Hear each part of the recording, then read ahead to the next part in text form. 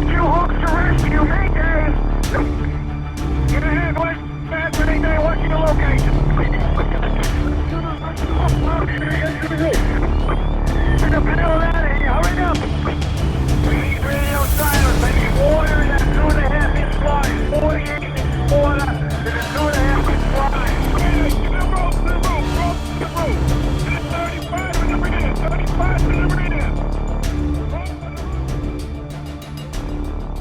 Welcome to the Emergency Traffic Podcast.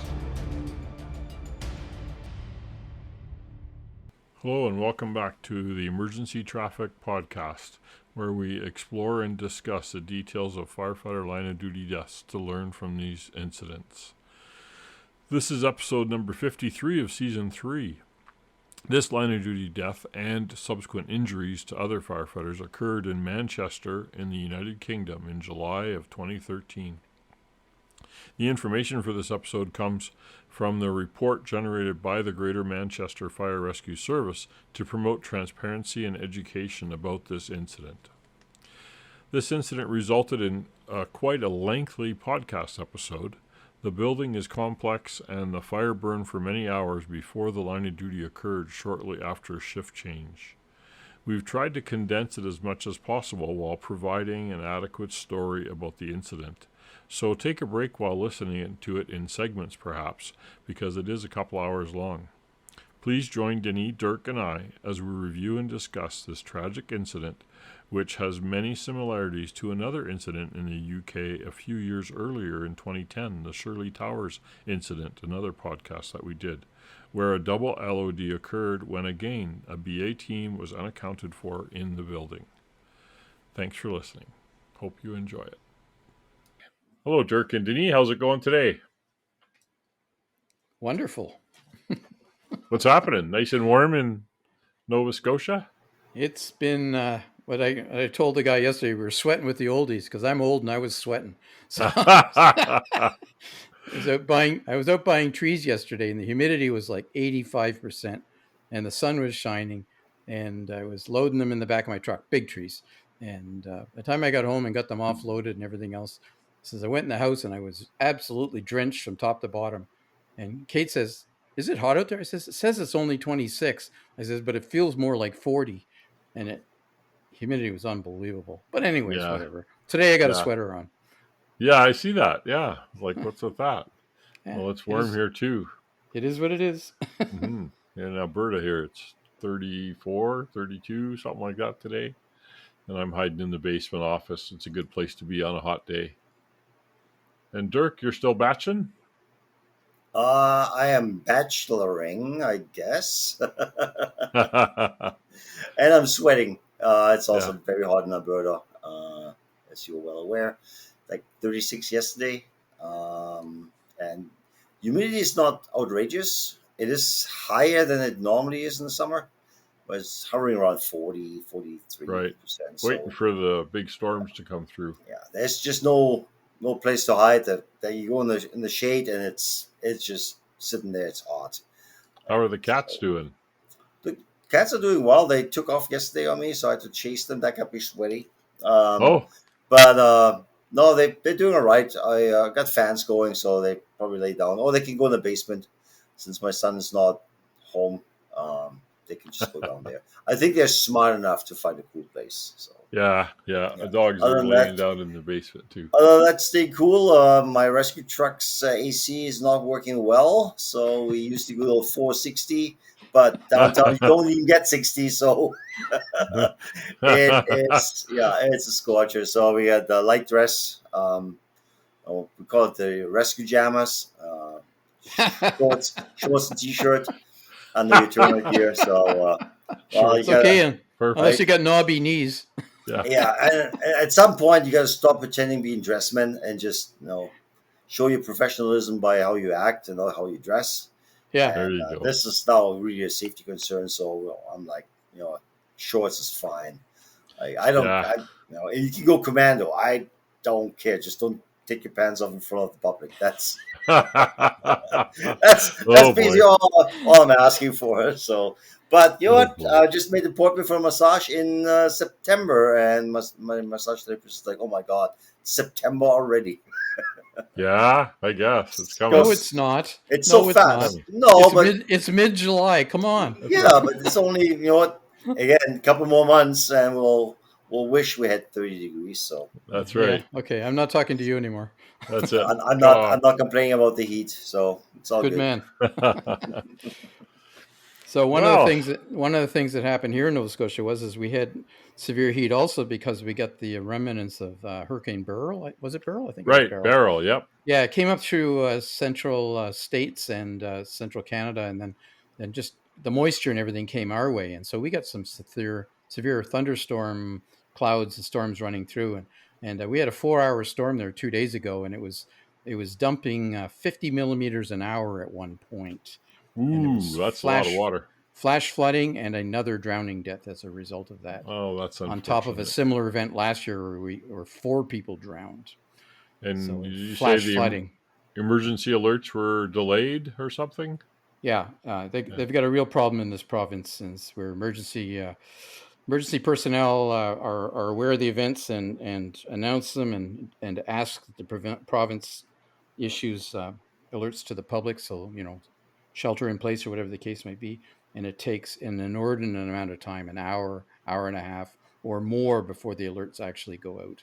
I don't know So why that is, because here, if you're a approved, authorized emergency manager for a municipal government or the weather guys or the police, the individual members can issue the alert right from their phone or laptop or whatever. You just have to know how to do it, and you go on there and you issue an alert, and it goes out almost instantaneously. I've done it a few times in my past lives. yeah. Yeah, Well, I'm not well, sure. here there's people whose jobs depend on reviewing these alerts and making sure that they're accurate, and so timeliness is the last consideration, and unfortunately, it's costing lives, or it Oh, appears to be, that's too bad. I guess and you it's don't got to want. change. They got to fix it. It's ridiculous. Hmm. Yeah, that's of course there was the one in Ontario where they were doing a test and they issued an alert for a nuclear emergency or something at the one power station, and Yeah, then Hawaii was the incoming missile alert or something that went out by mistake. But yeah. then the wildfire they didn't issue an alert because they thought people might run uphill for tidal wave. What else is new? You saw a video of that loaded fuel tanker. They rolled back on its wheels, and it You, when they you rolled it back on its wheels, it ruptured in flames. yeah. You mean the tanker that had been on fire, and because it was clear it was on fire when it was on its side. Yeah, you're right. That's right. It had And then they burned. rolled it back upwards, and surprise, it's still on fire. Must have been some fuel in the bottom, and it sloshed out the crack. Or hot Yeah, steel or or hot something. steel. Yeah, yeah. you could see some when they rolled it. You could see on top of the tank there was some evaporation going on, Right. See and then vapor. after that it just the vapor came out. So that and they weren't really. I mean, they had a hose line, but no foam, no SCBA. Like I still don't know where that was. What No, I country don't know was where it that? was. Look, the third world country-ish thing Yeah. or something. But So the you're tow trucks and everything look pretty modern. So Yeah, like even that's the true. PPE. So I was thinking like at first it looked like Sweden or something, but then I thought no, I don't. Well, so they wouldn't do that, but yeah. The you never procedure know. I'm aware of is you unload the truck before you start manipulating it. But Usually, that's kind of what we Yeah. recommend. Although a lot of the truck and chemical guys say we're being too worried about these tankers. They're tougher than we think. But yeah, I usually insist that it was unloaded first. Makes sense. you can still have a small amount of residue. There's no Oh, sure. question. Yeah. Yeah. And then China announced they had 21,000 e-bike fires in 2023. How's that for a number? 21,000 in a year. It's a big country with a lot of people. Okay, okay. Yeah, just do percentage, and then you'll see that it's They got 1/8 of the world's negligible. population. I So Yeah, guess. Yeah. exactly. A So lot of yeah, the e-bikes. number sounds big, but it's like you sell 21,000 beers to, and you're not making any money. You sell beers to 3 billion or 2 billion, whatever they are, 1 billion. Oh yeah, 2 is India, I think, right? 1.8. Yeah. I just want to sell something to somebody down there just once, and then done. Well, you're selling a podcast, so you should be doing Ooh, that'd be, yeah. yeah See, we could with get Yeah. with our 21,000 listeners. sponsors. That'd be amazing. Yeah. Who's our sponsor, Paul? I don't know. We don't have one. Blue card. Everybody knows Yeah. that, right, Doug? Yeah. Yeah. Right, Doug. Then we'd have copyright issues or something if we were making money off of it. Yeah, that's true. Okay, don't wish for something you don't really want. That's right. Exactly. Huge fire in Seattle a couple of days ago. Another apartment building under construction. Said there was 70 firefighters attended the scene. Some of the key takeaways they talked about were site security, surveillance, fencing, access control. These were problem areas. Fire prevention, fire watch, readily accessible fire safety equipment because fires always start small usually. Yeah, And but this one then started at 4 a.m, so there might be oh another factor involved. yeah, right. Yeah, that's the site security part. Yeah, Uh, and then community collaboration with stakeholders for fire safety plans were the key takeaways. Kind of ironic because the day before that, or 2 days before that, there was a fire in a cathedral spire in Rouen, France. During construction, the plastic sheathing around the spire caught fire due to hot works. And due to the effective planning and cooperation with the builders and the fire service, they extinguished the fire and saved the building. So it can be done if you have proper procedures in place. Oh, absolutely. And There then the was a big one, fatality, double fatality, line of duty death in Italy yesterday, 2 days ago. yeah, I posted this on our right. site. wildfire. Wildfire, but they went into a structure and they were going in to save people. So I'm not sure what happened to the people, but 2 firefighters didn't Right. make Yeah, it. you posted that. Yeah, Yeah, it's very sad. very sad. Yeah, interesting. And what And did I see early this morning was, or maybe it was yesterday, was a massive fire in China. Did you see that? Something no, like I didn't. 16 dead, 30 rescued. And they called it a shopping mall, but it was a high rise. So I'm not Oh, sure what the okay. story there is. I thought it And was you all 21,000 lithium iron batteries going off. Yeah. could be that, but I know that there were 20 stories of flames and smoke columns a mile high. Oh, So wow. big fire. Yeah. And then an article I saw last week I was sharing with the fire inspector students that I was working with was that the London Fire Brigade is urging businesses to reassess fire safety measures, protocols, and training as the brigade changes the response policy to no response at all for automatic alarms during 7:30 to 8:30 p.m. at commercial businesses to reduce their call volume. So they're not going to go at all unless you phone them. Right. They're waiting for a human backup. Yeah, yeah. So that's going to be a big change. I think Glasgow did this already a little while ago, or Edinburgh, and now London's doing it. So It's a something perfect that's opportunity for a response motorcycle, I would say. You send one guy, right? you missed that podcast. That was I think great. We talked we about were bikes. talking about this with the motorcycles. I We thought- were. I think Dirk was the only guy that was all on board with it. Yeah, and No, Doug no, I didn't. said Doug it didn't has like. its uses, right? Doug is indifferent because he doesn't ride a motorcycle and he doesn't believe in single firefighter responses. So Right. I, He said I we got to go like- all the time. Yeah.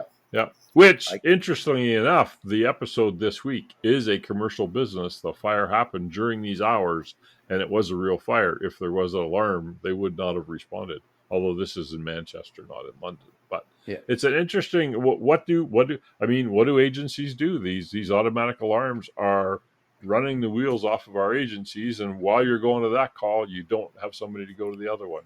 Yeah, but you make decisions, and we did the same thing with medicals. You run the first truck hot and the other one's cold. You know, you run the backup, but there's only one vehicle that's running hot, with lights and sirens. So you reduce the risk because certainly there is a risk. Yeah, for sure. But imagine that, London. I mean, this is a big city. Not going to go to business alarms during the day. You got to phone me. Yeah. That's crazy. Yeah. Give that fire a chance to breathe, I say. Yeah. Okay, so we have a long episode here. This is a fire that occurred July 13th, 2013, in Manchester, England, UK. Summary of a fire at a Paul's Hair and Beauty World in Oldham Street, Manchester. which broke out on a Saturday and claimed the life of firefighter Stephen Hunt. The service, this all comes from the report that they generated. The Greater Manchester Fire Rescue Services wanted to do a report to educate people about it, open and transparent what happened, what didn't happen, and what should have happened, so how it can change to ensure anything similar never happens again, which is why we do the podcast. So that's why I picked this incident. Yep, we're going to do a little bit here on the summary of the incident itself. Now, I warn you now, there's a lot of non-North American references to Yeah. officers and sides of buildings and other aspects and diameters of fire hoses and all that kind of thing. So we'll try and explain those as we go along, but we're going to try and not repeat ourselves, right? We're just going to, but we'll try and make clarity as we go forward. Anyway, here's a summary of the incident itself. So this is a brief summary. So just by way of overview, it says this is a summary of the incident background, which will talk about the type of the premises and what was involved in the fire, what was burning, in other words, and where it was, as well as some timelines, not all of them, but some of the timelines, which details which fire appliances were mobilized. In other words, which fire trucks responded. So there's my first translation. Nice. Informative messages, in other words, reports from the scene, and key timestamps. So timestamps is pretty universal and something that we find doesn't get done as often as it should. Anyway, from the discovery time of the fire to the time that action was taken when the BA emergency was declared. So a BA emergency means that the firefighters packed up. So in other words, there was an ideal H atmosphere, immediately dangerous to life or health. And it was necessary for the firefighters to be in BA. So they call that a BA emergency. Anyway, at the time of the fire on July 13th of 2013, Paul's Hair and Beauty World premises were located in a multi-unit, multi-occupied building on Oldham Street in Manchester. The building was known as Plaintree House, and it consisted of 4 floors plus a basement. It was built on a slope in ground, the ground slope, so it wasn't on level ground. So the front elevation appeared to be 3 stories, while the rear of the building appeared to be 4. So we've seen these before, and they can be problematic. Yep. At the rear, the ground floor level of the building was 6 steps above ground level, with the basement only partly below ground. So you've got a partially exposed basement, a few steps up to get into the ground level floor. The building is traditional brick and concrete construction, so non-combustible, and has adjoining buildings on either side. Now, this is where it gets a little confusing, but understand that this is one building surrounded by other buildings that occupy an entire city block. So the building is traditional brick and concrete construction, and there are buildings on either side. So that would be buildings on the Bravo side to the left, on the Delta side to the right, and on the Charlie side to the rear. So on the southwest side, which is the Bravo side, is something called the Saks Hotel, which I believe was taller than 4 stories. Mm-hmm. And on the northeast side was something called the Manchester Coffee Cafe, which was actually kind of adjacent to the occupancy. And on the Bravo side, there was something called Affleck's Palace, which was an emporium, and had the cafe adjoining it, and was in close proximity to the fire building, but more towards the rear of the premises.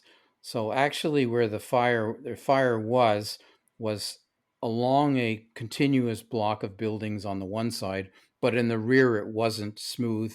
There was some notches in and out, and the rear of the building where the fire was, that was actually set back from the buildings on either side of it. So there was a bit of a courtyard and a parking lot at the rear. That would be on the Charlie side. So as stated, the building at the time of the incident was a multi-occupancy. Paul's Hair and Beauty World occupied the ground floor, along with something called the Blue Rinse Clothing. The first and third floors. Now, in Britain, the first floor is what we would commonly call the second floor. So there's your ground floor, your first floor, and your second floor. That's the terminology that's used here. So the first and third floors were occupied by a business called Ticket Line, with the second floor being occupied by various organizations, which included a language college, Alcoholic Anonymous, and an acting agency. The ground floor had its main entrance via the front shop doors, which opened onto Oldham Street. This door led to the shop floor, which was laid out with counters that stored and displayed products, and these counters were in a U-shaped configuration on three sides, so down one side, across the back, and up the other side. To the left-hand side of the shop floor, there was also a long shelved aisle. So behind that, there was aisles where shoppers could also access, and there were mainly shampoos and hair treatments displayed there. To the right-hand side of the shop, behind the serving counter, there were various offices and access from this ground floor via two staircases to a mezzanine level. So not to the first floor, but to a mezzanine. So this is an older building with a very tall ground floor. And there were further office spaces, staff facilities like lunchrooms and locker rooms and so forth, and a separate storeroom that were on the mezzanine. So that's the basic layout of the building. So to the rear of the ground floor, what we would call the Charlie side, was a stockroom for Paul's Hair and Beauty World. The stockroom was accessed by staff from the shop floor, so you could walk directly into it, in other words, and consisted of wooden racking approximately 3 meters in height. So 3 meters is over 10 feet. This racking spanned the entire width of the shop, constructed in a library shelving-like configuration, and there were narrow aisles separating these stacks. There was a large amount of heavily compacted stock in this room, mainly consisting of natural and synthetic hair pieces. So highly flammable. So the stock on these shelves consisted of mainly natural and synthetic hair pieces. Now we would know that those are both highly flammable and highly toxic smoke. So also accessed from the storeroom was a rear fire exit from the shop. So from the storeroom, you had to go down 6 steps that took you to an exit that allowed egress from the rear of the building. So there's an exit door directly out the back on the Charlie side, and it's down 6 steps from the main floor. Okay. So the exit consisted of 2 fire doors. So, like side by side doors. And they were operated internally by push bar mechanisms. With both of the doors open and you're standing outside looking back into the building, you would see a metal cage constructed behind the left-hand door in the exit way, basically. I know, yeah. One exit goes to this metal cage and the other exit goes outside. And what's in this cage? Well, it's used for cardboard storage. So clearly they bring in, new supplies. They break down the boxes, the cartons, and this is where they're kept until such time as they're disposed of. It was within the cardboard storage that the fire was first discovered. When you go through the right-hand door, then there's a couple of strides, in other words, and that led to the bottom of the 6 steps, which then led you back up to the storeroom. So you have a fire inside the exit doors that's below the level of the shop floor and the storage room. So in other words, you have a chimney. Yep. If those doors are open, the fire is going to proceed up the stairs and into the back. So from the exit and going up the stairs, there was also, you could see further racking, which was stocked primarily with synthetic hair pieces.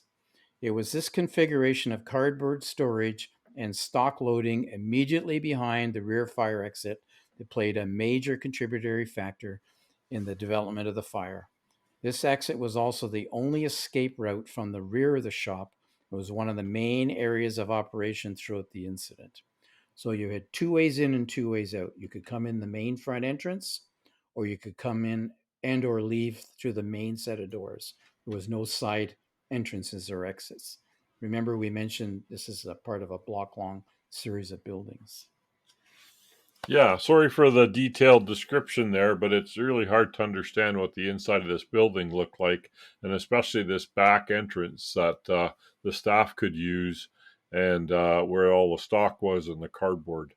As far as a virtual 360, it was a brick and stone 3-story building, which was the Paul's Hair Supply, but part of a whole city block, as Denis mentioned, nestled between 2 or 3, 4 and 5-story buildings. So they were all taller than this building, with a multiple story parking garage on the Charlie side of Paul's Hair Supply. So not only did they have to the fire apparatus would come, they had to go through this parking garage and then to the back entrance of the hair supply place.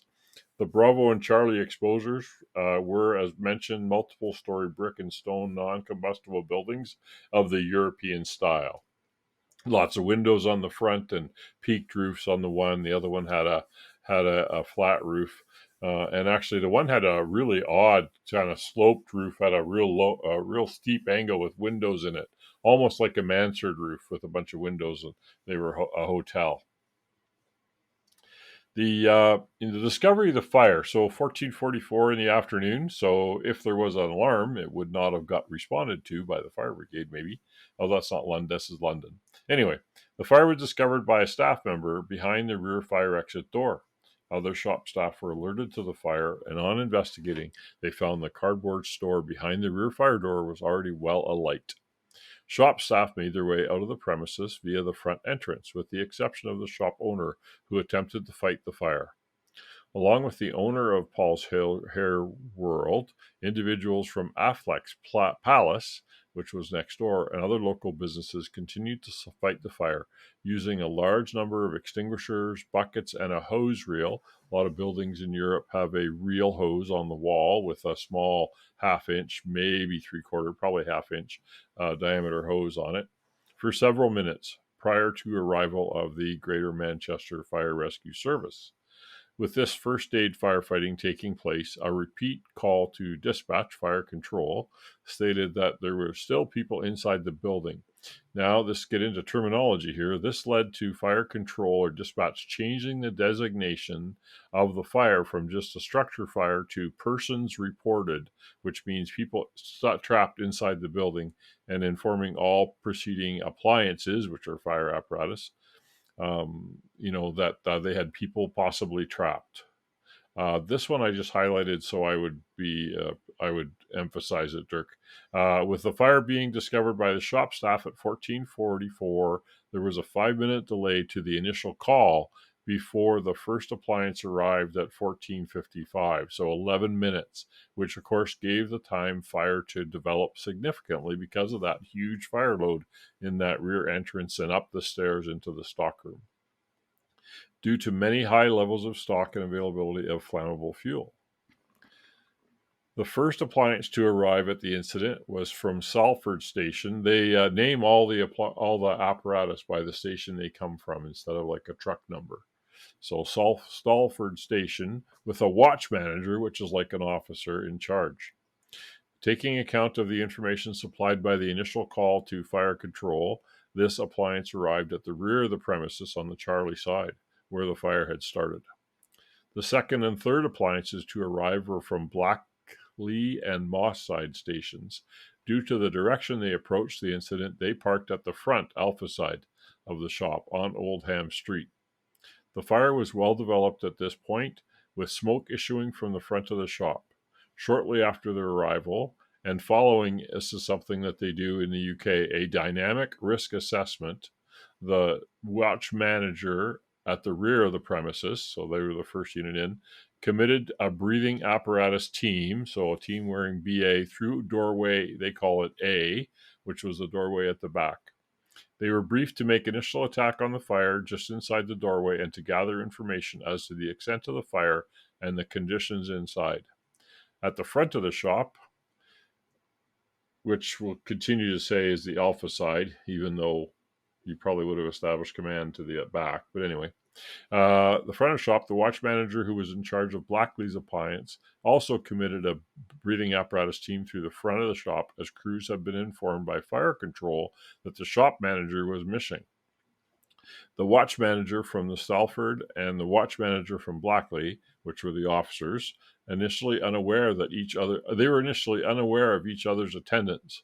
When the watch manager arrived on the appliance from Moss Side Station, he completed a 360 tour of the incident and became evident that 3 appliances were now on scene. So they didn't know the other truck was at the back.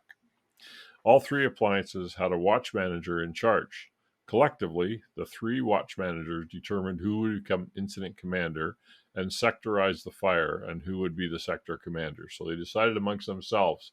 They made, rock, paper, scissors, dirt. I like it. Exactly. You. Is that like, some departments? No, I don't want to be first. You go first. You slow it down a little bit. Someone else can be in charge. That depends if you want to work or not. Well, part of the issue here, Paul, is that you've got a building on fire surrounded by other buildings. So your ability to do a 360 would require you walking around an entire city block. That's and a I mean that's a hike. walking down one side, walking down the next side, walking down the next side, walking down the other side, back to where you started. So it's not something that you would necessarily know right away. What's going on all around this building. And because there are actually some, interrupted alleyways within that complex, it would be difficult unless you were familiar with this building to have a really good concept of what was where. Yeah, I was just going to say, like, these buildings are very, very common in old European cities. Sure. And usually whoever's in charge, watch manager, officer, chief, whatever, they usually go through the neighboring building, walk through, and then out into the courtyard. So whatever is there, there's other buildings in the back. So that's what they normally do. So you don't have to jog all around the block. I think New York is probably one of the closest cities that have similar buildings around buildings, right? But what I mean, this is 11 years ago, but I still wonder how they were not aware who is responding to this incident. Because when we go, dispatch calls everybody out. Everybody knows, okay, we're going to this. And even back in the old country, we had a tone system where you knew that it's us and somebody else or 2 more stations, right? And then you usually knew who was coming. So that was a surprise. That's a surprise to me. Yeah, it is kind of odd that maybe someone wasn't paying attention or something. And to them too. Yeah. So, command structure at 3 pumps. So they called it 3 pumps because there was 3 units dispatched. The incident was split into 2 sectors. Section 1 was designated at the rear due to that being the location of the fire. So, and then the front of Oldham Street was called Sector 3. I'm not sure why they skipped 2. I guess because it was on the back or the front. So at 1500 hours, the initial incident commander received information from the 2 Greater Manchester Police Units officers that the missing person who managed the shop was now out of the building. Due to deteriorating conditions, he decided to withdraw the BA team, the SCBA team, from Sector 3, which was the Oldham Street side. Although one thing that he could not be determined at this point was whether all the customers had exited the building. Due to this, the incident remained classified as persons reported trapped. At 1502, the initial incident commander determined that there were not enough resources to carry out the tactical plan and sent out an order to dispatch to make pumps 4 message, which means send me another engine. At 1505, the group manager, who was mobilized at the time of the incident, became persons reported. So they did call a supervisor, basically battalion chief, we would call it, or district chief, arrived at the scene and commenced his initial assessment of the incident and a review of the tactical plan. Upon arrival, as part of his initial assessment, the group manager received a briefing from the initial incident commander, and he recalls being told that Paul's Hairworks manager had completed a staff roll call and confirmed that the shop staff were all out of the premises. However, the manager could not confirm whether all the shoppers were out. This information remained in the forefront of decision-making throughout the early stages of the incident. The group manager later stated that if anyone was in the building, they would have been in great difficulties at this time due to the worsening conditions. During this briefing, the group manager observed thick black smoke, acrid smoke, issuing from the front of the building. With the knowledge that the fire had started at the rear of the premises, he concluded that the fire involved most of the shop area. Once the group manager had completed his assessment and obtained the brief from the initial incident commander, he made the decision almost immediately to take over command of the incident due to the location within the city center and the visual indicators of the fire. He confirmed that the incident command structure appointed and the initial incident commander watch manager as ops. So he took over command and made the initial IC the ops section, which makes total sense. So I think you might think it bizarre that the shop manager and the staff in there weren't aware whether all the customers had left or not. But I think that maybe the conditions in this building deteriorated very rapidly. And the reason I suspect that is because part of what we know already from what we've been telling you is that the shop manager, as well as people from adjacent businesses, were attempting to fight the fire. So my guess is that rear door was open, had been opened, and they were attempting to do so with the door open. And if you have staff and customers leaving out the front door, which leads onto the street, Oldham Street, that's higher.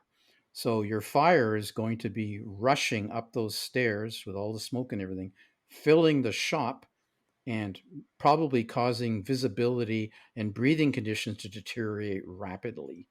And so it might have been very difficult. Clearly, nobody was assigned to primarily, and you would think the shop manager would be that person, to primarily verify that all the customers are out, because he chose to go and fight the fire. So, At the same time, I totally agree with you, Denny. yeah. The BA teams entered the same way, one on the low side and one on the high side. So they Guess which didn't. one got beat up? Yeah, exactly. Well, exactly. So yeah, that I'm not sure back then door control if that was a thing. I know the Swedes have been practicing door control for a very very long time. Um, Again, I don't know enough about the British systems, but they do some stuff really, really well, and other stuff you're just scratching your head and it's like, what in the world? Okay, now we're going to talk about the command structure at 3 pumps. So, in other words, the command structure at the level of resources of 3 fire trucks on scene, 3 engines. So, the new incident commander, who was the group manager, he communicated with operations commander, who was in Sector 1, and the Sector 3 commander. So those would be the Salford and the guys on the Alpha side, Blackwood. So now we're going to talk about the command structure at 3 pumps, which means at the time that there were 3 engines on scene. So now the incident commander, the group manager, who was a group manager, communicated with the operations commander in the Sector 1 and Sector 3, and it confirmed his tactical plan was to locate and extinguish the fire in Sector 1, in other words, on the Charlie side, and to do a search and locate for any missing persons through Sector 3. So he's going to have search and rescue crews come in on the Alpha side, in through the main doors, and he was going to have an attack team come in through the Charlie side, through the back doors, in other words, near the fire. So at this stage, the incident commander was aware of rapid fire growth due to the amount of smoke that was exiting the front of the building. So despite being informed the fire was at the rear, from his observation, he reasoned that the whole shop was involved and that rapid fire growth was due to the products being sold by the business. Whilst gathering hazard information, crews were informed that acetone, now acetone is a highly volatile solvent, it's also toxic, and peroxide may have been involved in the fire. So peroxides are oxidizers, and so they can react with flammable materials to accelerate a fire. So this specific information from shop staff was not recorded anywheres, and it never appeared on the analytical risk assessments that the incident commander was making. The information was recorded in less detail in the Sector 1 command board, in other words, at the back, and the ARA as only as flammable substances suspected. As I already mentioned, peroxides are more than flammable. They promote combustion. And They were suspected of being in a room above the rear entrance. But later evidence from the shop staff confirmed that both acetone and peroxides in an aqueous solution, so not as dangerous, were stored and sold in the shop. During the inquest, shop staff explained, so not at the time, but later, that a small amount of peroxide was stored at the front of the shop and the acetone was in a small storeroom on the mezzanine floor. So ultimately, neither one was involved directly. The acetone would be the biggest concern, certainly now that we know that it's aqueous peroxide. So at 15:08, the fourth appliance, which was from Mosside's second appliance, arrived with the crew manager in charge. Like the third appliance, it arrived at the front of the building, and initially they committed their BA team. At 15:08, the fourth appliance, which was Moss Side Station's second appliance, arrived with a crew manager in charge. Like the third appliance, it arrived at the front of the building, and initially they committed their BA team, which consisted of 2 firefighters on the Sector 3 side. So in other words, at the Alpha side. After a brief search of the cafe next door, so they went into the exposure next door, they were then redeployed to Sector 1 to assist with firefighting efforts. So they left there, went all the way around the block to the backside of the building, and joined the first apparatus that was there. At 14:58 in Sector 1, the first BA team to enter the building was from Salford. That was the initial arriving unit. Right. Yeah. So they arrived at 14:55, and at 14:58, they had a BA team in the building. So this team consisted of 2 firefighters. They call them firefighter A and firefighter B. So they ascended this staircase, these 6 steps up, advancing a 19 millimeter hose reel jet. So this is a 3/4 inch hard line with a small nozzle on the end, to be a high pressure line, and attempted to make progress further into the building. So at this stage, approximately 14 minutes after the fire had started, they were still struggling to advance and extinguish the fire due to the stock loading and stock that had started to fall. So BA Team 2 had already entered and remained at the top of the staircase, so in other words, near the doorway, and fought the fire from there. This information was relayed to the day shift Sector 1 sector commander to inform him in his tactical decision making. At 15:26, a larger 45 millimeter jet was charged at doorway A to replace the hose reel jet. The fire service technical advisor to the coroner for this incident observed this is relatively unusual. The majority of fires attended by the fire service in occupied buildings are extinguished using a hose reel jet. So they don't have much success, obviously. They don't have a lot of big fires. This is like Charleston. We use the booster reel all the time until it's bigger than that. The Booster Boys, yeah. So the initial line on this fire was in the building for 15 minutes, and it was a 3/4 inch line. And they upgraded that to an 1 3/4 inch line. And most American fire services would be advancing a 2.5 on this fire, and probably a second one. Or should be anyway. Residential tactics on a commercial fire, right? So at the incident commander decided to take over command of the incident following a brief handover from the initial incident commander, and prior to completing a 360. This was due to the city center location of the fire and the visual indicator that were present on arrival. The incident commander was thinking that he did not have enough resources on scene. So at 15:14 hours, so when they were not making progress with that line, they sent a message out to fire control to make pump 6 for BA aerial appliances 1. In other words, send me 2 more engines and an aerial with BA capability. In other words, firefighters are going to be packed up. That's going to be their job. Looking for crews, basically. So this further assistance message also triggered the mobilization of further functional officers to support the command structure. So safety officers, sector officers, in this case, quite a few different management officers, accountability, that kind of thing. So having now completed his dynamic risk assessment, the incident commander determined that in order to achieve his tactical plan, firefighters would be required to work within the risk area. Therefore, he declared the incident was in offensive mode, and this occurred at 15:20 hours. So they have been on scene for 25 minutes at this point. At approximately 15:20, the aerial appliance that had been requested arrived and was deployed on the Alpha side, and its job was to monitor vertical fire spread. So remember, this 4-story building. Less than 30 minutes into firefighting operations, the incident commander stated that he became convinced there would no longer be any savable life inside if anyone had been trapped in the building. This assessment came following an observation of the volume and type of smoke issuing from the front of the building. It was this assessment that determined the amount of risk he was prepared to take with future firefighting operations and effectively translated into BA only being used in Sector 3 for gas cooling, in other words, not really entering the building, and with limited penetration in Sector 1, which is at the Charlie side, to the top of the steps, and later in the incident, a ground monitor being utilized. Smoke was now entering open windows of the adjacent hotel, and the incident commander made a request for the police to coordinate the evacuation of the hotel.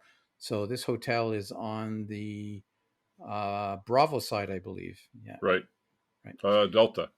Oh, yeah, the Delta side. It's the Emporium's on the Bravo side, right? Yep. After his arrival at 15:19 on a Broughton appliance, their crew manager's first task was to cordon off the area around the rear of the building. Once this was completed, the Sector 1 sector commander wanted the crew manager to act as a second safety officer. He was asked by the Second 1 sector commander to assist the initial entry control officer in Sector 1 in monitoring BA wearers that entered through the doorway at the bottom of the stairs. They always appoint an officer for entry control. Yes, and that's probably not a bad thing. The crew manager became the second safety officer in Sector 1 and was monitoring the BA teams that were entering through doorway A. So he's doing accountability, basically, and presumably keeping track of time left on air. He remained in place in Sector 1 throughout the fire, basically, the day shift. Throughout the day shift. Right. But the same thing happened in that apartment building fire in, what was the name of the city? And the BA control officer lost count of the 4 firefighters, and they only had 2. So the comment made about the action taken earlier is appointing a second safety officer to monitor BA is not a standard or a routine appointment in the Greater Manchester Fire Rescue Service procedures, although a number of the supervising officers at the incident acknowledged that they knew of this control measure being in place. There's no evidence that it was formally recorded during the incident. The second in engine from that other station was reassigned to the rear. So there was the Salford initial team, then there was a secondary team that entered and didn't go further than the top of the stairs. And then, there was the team that was doing search and rescue from the front of the building until such time as they were yanked out. But having this officer doing entry control without a clear system already established and in place for doing that, because it's an unusual procedure for them, which suggests strongly that there is no procedure to do that. I'm uncertain for me how you keep track. Although the entry teams are only 2 firefighters each, so that's only 4 people. Not doesn't big. Sound like a lot, but in a hectic fire, you can easily lose sight of a person. It's not hard. So, following an update from Sector 1, the sector commander, crews were having difficulty getting water on the fire due to the stock loading and the configuration of stock room.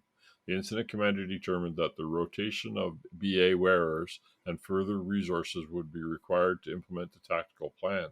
At 15:29, incident commander sent a further assistance message to dispatch, make it for 12 pumps for SCBA use. So they had asked up to 6. Now he's asked to double his assignment. Yeah. For crews. Looking for crews. Get more crews. Yep. Doesn't take 12 pumps to pump a 3/4 inch line and an 1 3/4 line. No, it's for manpower. Well, and they're going to get more going here in a bit. The Greater Manchester Fire Rescue Service protocol, the addition of 6 further appliances demanded the mobilization of further officers to support the command structure, which is great. They're bringing lots of officers to support a good command structure to manage that span of control, as we would say in incident command training. The Make Pumps 12 message triggered the mobilization of an area manager. So this would be like a deputy chief or something to come to assume the role of incident commander. Mobilizing an area manager reflects the size or complexity of an incident, and this level of officer is one below the most senior tier on duty in the Greater Manchester Fire Rescue Service. On the arrival of the area manager, he was briefed by the incident commander about his tactics. The area manager confirms that he was happy with the tactics. However, before making the decision to take charge of the incident, he was asked by the existing incident commander to leave him in charge of the incident for his own personal development. The area manager agreed not to take charge but remained at the incident in a mentoring role. For the next 5 hours, apart from a short period when the assistant fire chief officer visited the incident, so like the big cheese, white shirt SUV, visited the incident, the area manager was the most senior officer present for most of the fire, but he was not in charge. The incident command manual states that the role of incident commander needed not invariably be fulfilled by the most senior officer present, but the senior officer present does have a moral and organizational responsibility within the command structure that cannot be divested. Yeah, so what it's saying that even though you're not in command, if you're the most senior guy there, it's on your shoulders. Yeah, he was supervising the other guy though. So Yeah, exactly. yeah. Yeah, which is common. I mean, that's how it goes. Shortly before 1608, the initial commander was informed by Sector Commander in Sector 1 that he had decided to withdraw crews from the building due to the continuing deteriorating conditions. At 1608, this led to an informative message. All BA crews withdrawn from Sector 1 and 3 due to the deteriorating conditions, offensive mode in operation. Although withdrawn from the building, the crews remained in the risk area, applying water from the outside of the building. This was the first of a number of withdrawals from the building as conditions continually changed. At 1628, as a further control measure, the incident commander implemented BA main control. This is a standard system to coordinate BA resources. A pool of BA wearers is centrally coordinated as opposed to being locally managed by each sector. So they put all the BA potential BA personnel into a pool, and then they send them out to work where they're needed. Under the guidance of an operational support officer, the incident commander appointed a crew manager, so be like a captain, as the BA main control officer. The operational support officer instructed the BA crew manager, the crew manager who was the main BA control, and the welfare officer, which is a different from safety officer, so that's making sure more towards health, I guess, and a watch manager to work alongside each other in the logistical management of BA deployment and welfare.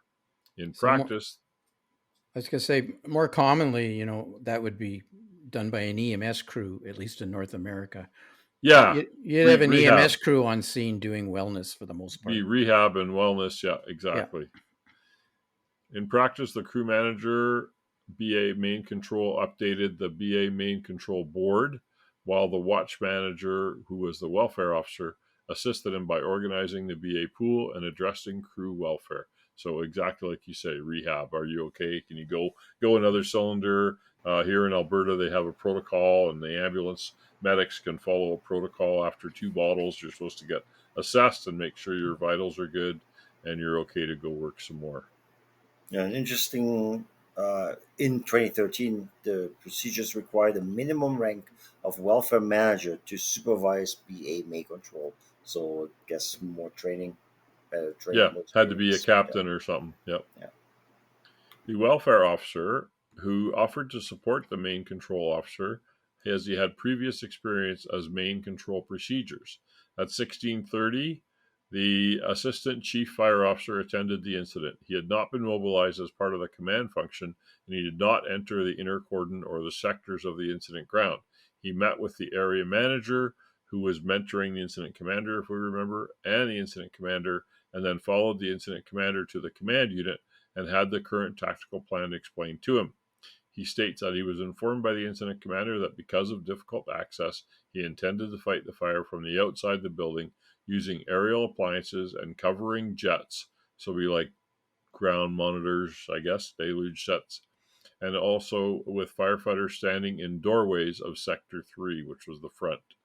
The incident commander states that this was the tactic at the time that the assistant chief fire officer visited the incident and not the overall tactic of the day, as crews were committed into the building before and after this time.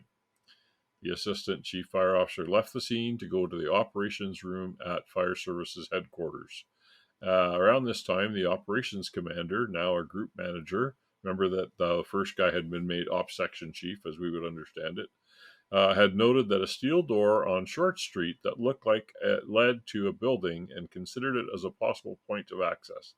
He liaised with the incident commander and was given permission to investigate this potential opening further. They thought about opening this up as Sector 2.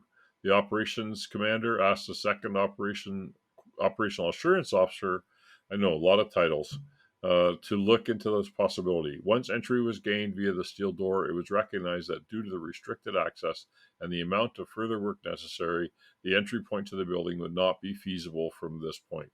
The second operating assurance officer and the first operational assurance officer agreed this from an operational assurance perspective. The second operational assurance officer relayed this information to the operations commander, and Sector 2 was not established as a working sector. At 1650, an assessment of staircase number C was completed to determine whether it was another viable option to attack the fire. They're trying to get ways into this building that's stuck between two other buildings. Identified for their access point to the stockroom, but was possible, could we cut a hole through external hoarding, external coverings that was removed, and the brickwork from a former window was breached. So there was a window that had been covered over.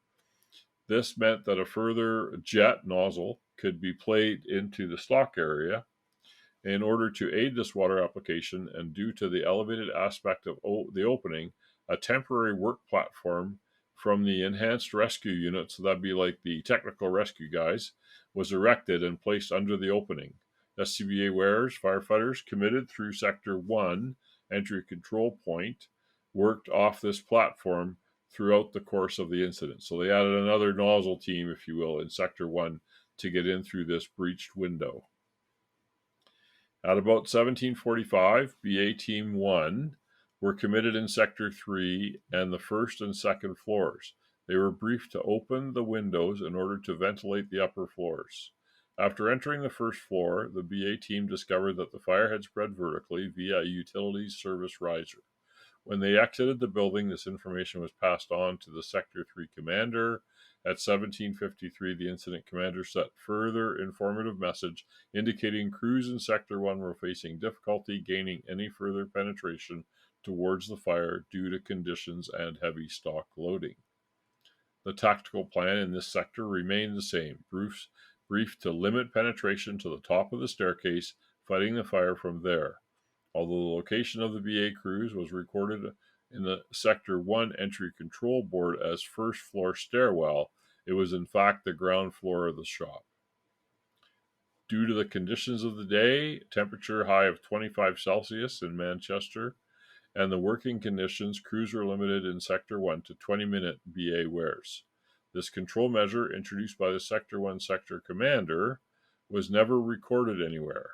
But by 1833, over 50 SCBA wearers had taken place, or BA tanks have been consumed, if you will, or people had worn BA 50 times. The second safety officer in Sector 1 stated that while his control measure was implemented, it was flexible dependent on the conditions at the time. Sometimes the 20-minute was extended. As an example, CCTV footage shows BA Team Number 3 on the last shift to enter through doorway A remained on air for a total of 42 minutes. Although they were just inside the doorway, they weren't in a lot of exertion at the bottom steps for approximately 25 of these minutes. 60-minute packs, clearly. Yeah.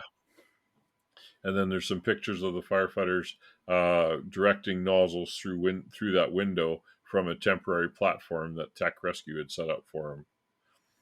From the first arrival at the incident, Salford's appliance supplied water in Sector 1 throughout Doorway A. At about 1837, this appliance was running low on fuel and had to be changed over with an appliance from Groton Station. This change resulted in a stop or a break in water application through Doorway A and the working platform for about 6 minutes. Incident Command felt that the smoke indicated the water had been hitting the fire and that the break while changing the appliances was detrimental to any progress made, so the fire regained its hold when they stopped spraying water for 6 minutes. The Sector 1 sector commander also thought the fire had developed again due to the break in water application while changing the pump out. The incident commander was aware that crews, in an attempt to improve prevailing conditions, were removing the front windows of the shop in Sector 3, allowing natural horizontal ventilation. As seen on closed-circuit TV, this took place at 1858 by smashing windows on the shop front. Prior to this ventilation taking place at the front, the BA team that was committed in Sector 1 were withdrawn to allow assessment to be made on the effect of ventilation would have on the conditions. BA Team 4 first entered through Doorway A at 1844, and on the instructions of the second safety officer in Sector 1, they withdrew at 1850. While staying on air, they exited the building and had a brief 5-minute present while the ventilation was occurring. At 1855, they re-entered the Doorway A. BA Team 4 could periodically be seen working just inside the doorway at the bottom of the stairs until 1910, when they were relieved. It would appear that they were instructed just to work inside the doorway while the effects of the tactical ventilation were observed. BA Team 4 observed that while smoke conditions had improved, there had been a significant increase in temperature. The rise in temperature is not unexpected following the horizontal ventilation after the front windows being breached. So interesting. They're having no effect on the fire. They've been putting water on it for hours, and they're still having no effect. So not enough water clearly is the issue. Time to go home, boys. and no access to the seat of the fire. So it's really hard, in a building like this, Dirk, to get water deep into a building where you've got a serious fire burning. Oh yeah, that's something unusual too, right? So, Yeah. I mean, the fuel load is insane, Yeah. with all the chemicals in there and all the stuff. And yeah, it's hard. You can flow millions of liters of water. If you can't hit the seat of the fire, it doesn't matter. Yeah. Maybe that 19 mil line would have done it if they would have hit the seat of the fire, which I doubt. But Of course. the heat release rate was just insane. Plus, now they add ventilation, so it makes the fire harder. And if they still use their spray, I mean, we all know a straight stream is the way to go nowadays. But 10 years ago, well, maybe they had it at fog, and then you get 10 feet penetration, and it all turns into steam. So yeah, it didn't sound like very successful there at all. I mean, I'm itching to suggest, major monitors in through those broken front windows. Just Yeah, I always remember Fire Chief Bill Stewart, retired of Mississauga, talking about a fire they had in a low income housing complex on the 20th floor or something. That it was windy, it was hoarding conditions in the apartment, and I remember him saying we had 2 monitors and a couple of 65s or 2.5-inch lines in the doorway. The windows had broken every time, and so in the doorway to the hallway was the chimney, and they were trying to go in through there, and they, like I say, they had 700-800 gallons a minute going into the apartment, and they could not gain a hold on it. They eventually went in through the wall of another apartment to get the fire out, and this is the same kind of thing. Is there's no way they can't get enough water in here. Or you block off the first floor, the ground level. The air. Close the door, fill it with water, and maybe that works. So with the BAA crews were again withdrawn due to worsening conditions and concerns about fire spreading, there was a need to protect the hotel. The operations commander decided to deploy the aerial appliance monitor through a first floor window in Sector 3. Anyway, this information was recorded by way of the following informative message at 1918. All BA being withdrawn from inside the building due to worsening conditions. Fire has broken through on the first floor. Aerial appliance and jets being directed through first floor windows. At the time the message was sent, the only BA crew operating within the building was BA Team 3, 2 firefighters. They had first entered the doorway at the rear of the building around 1910. However, it would appear that the tactic that had been employed with the previous BA team was working at the bottom of the stairs just inside the doorway and was carried on again by this team. But just in turn, BA Team 3 were not actually withdrawn, as the informative message at 1918 stated. It would appear that the tactic had been employed with the previous BA team, number 4, of working at the bottom of the stairs, just inside the doorway, was carried on instead of up at the top of the stairs. BA Team 3 were not actually withdrawn, as the informative message at 1918 stated. They can be seen on closed-circuit TV working inside the doorway and entering from 1910 to 1923 hours. From 1923 to 1935, the view of BA Team 3 is obscured by the smoke conditions. However, at 1935, the second safety officer walked to the doorway and a member of the BA team stepped out from the doorway for a brief discussion, indicating that they had remained at the bottom of the stairs for 25 minutes, so they didn't exit the building as requested. The incident commander assessed that most of the fuel available in the... At 1947, the ground monitor in Sector 4 was turned off for about 8 minutes. At this time, it took to change over from the day shift to the night shift. After withdrawal of BA Team 3, in Sector 1, no water was delivered via Doorway A for about 12 minutes. Again, this was due to the night and day shift changeover. No, they actually took the truck. It's crazy. I know. I've been to many fires where we're sitting on hose lines. I've never seen water be stopped except for like 2 seconds when the crew switch. There's no like, oh, I'm turning this off, I'm going over, I look for a relief. It's like, what the hell? Like, yeah, it's, well, It's the way it is. I It's a know fire. the logistical Yeah. nightmare that it is to switch out crews without switching out the truck. Because after the fact, after everything is said and done, now you have to move trucks around, and the day shift's going to hate you for that. And we've been there. makes but no sense to that's me either. just No. the cost of doing business. Exactly. It's a fire, yeah. But the whole, you can't disconnect everything. That's insane. That is absolutely insane. Sorry, I'm on a rant here. So, Section 5, Firefighter Hunt, who's the victim, arrival and deployment. On the evening of the incident, Firefighter Hunt was part of the Phillips Park 2nd Appliance. He was one of a team of 2 BA wearers on his BA partner arriving at the incident at 1914 hours. At 1940, the watch manager, welfare officer who was working alongside the crew manager on main BA control approached the appliance and instructed Firefighter Hunt and his partner to report to the BA pool. The welfare officer confirms that it's likely that he instructed them to go to the BA pool.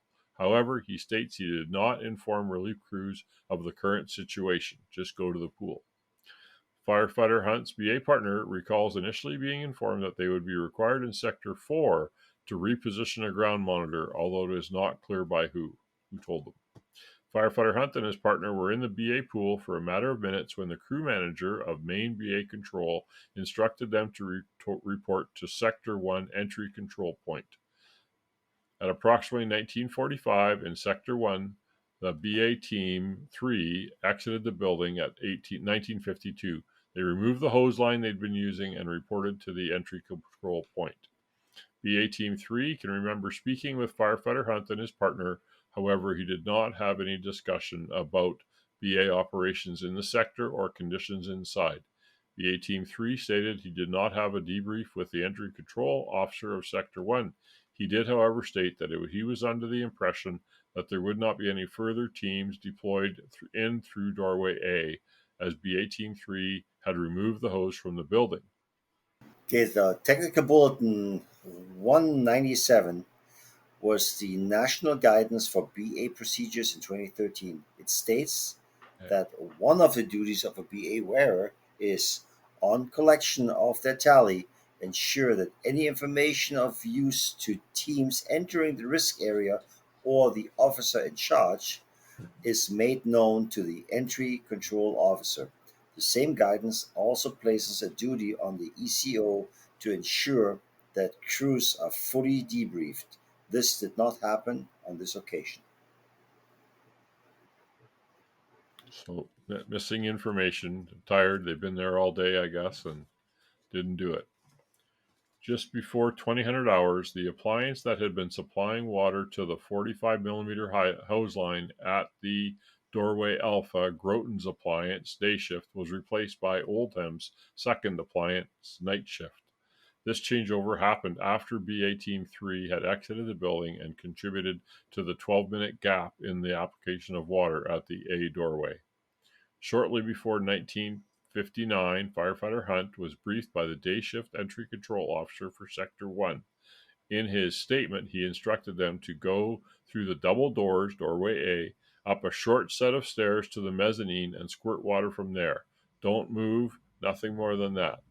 The entry control board in Sector 1 recorded that the BA crews as being in the first floor stairwell.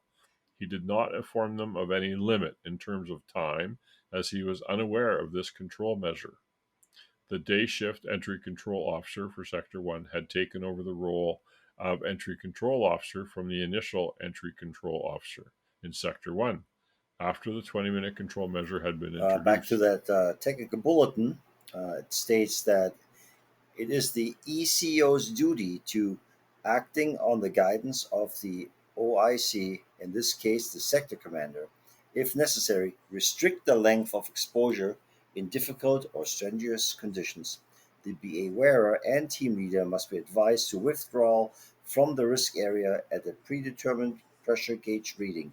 The ECO should calculate the time of exit and make a note in the remarks column accordingly. So the standard BA control. Right. Right. Well, because Yeah, the you guys use have no time, idea what the but time you is. They only check know your own pressure, right? So at some point, you Yeah. decide you come out. If the Right, guy yeah. on the outside is too busy, then it's my responsibility to take care of my own life and check the pressure every once in a while. Right.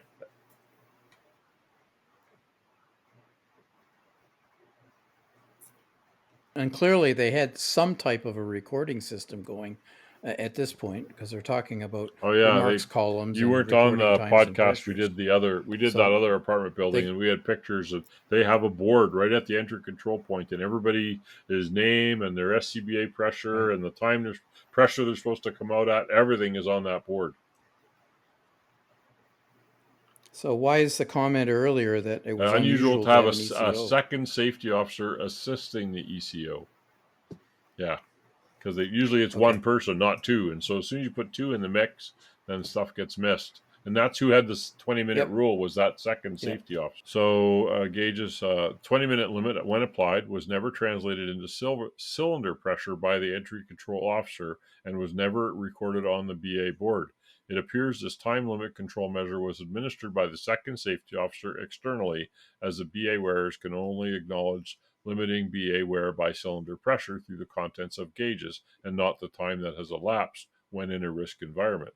At 1959, Firefighter Hunt and his partner started their BA sets and began to carry out the pre-entry checklists. At this time, Firefighter Hunt's cylinder pressure was 291 bar and his BA partner's was 288 bar. Firefighter Hunt had a handheld radio, allowing him to carry out a radio test with the day shift entry control officer in Sector 1. Firefighter Hunt's BA partner had a thermal image camera, which had been indicated for use by the second safety officer. The ECO's duty, where practicable, to ensure BA wearers are appropriately pre-briefed prior to entry to the risk area. So that's something what you do, right? You step up to the guy, you hand him over the tag or whatever, and then he'll let you know what you want, unless he was told otherwise. But if there's any limits or anything like that, then he would have to tell them, right? So Exactly. Firefighter Hunt's partner recalls the briefing as make entrance through the entrance that is indicated to us, Sector 1, Doorway A, which was the only entrance there was, and find a set of steps on your left hand side leading to a mezzanine level. From there, our role would be to search out hotspots using the tick, which I was given, to search out any seats of the fire and deal with those as safely as we could do. He recalls asking the entry control officer to repeat the brief because he wanted to be clear on the gravity of the fire. They were the only team being committed into the building at the day shift entry control officer brief that day. So he hadn't briefed anybody. He was doing other jobs, I guess. During the inquest, the entry control officer recalls the brief he gave firefighter Hunt and his partner to go to the top of the short set of stairs to the first floor, get to the top of the stairs, sit there, and squirt water. So somewhere there was a miscommunication. He stated this information was passed on to him by the second safety officer, not by the initial entry control officer of Sector 1. He also recalled not being made aware during his handover from the initial entry control officer about any specific So control measures. the BA control officer is nice and dandy, but when you relieve a crew, you usually talk to that crew.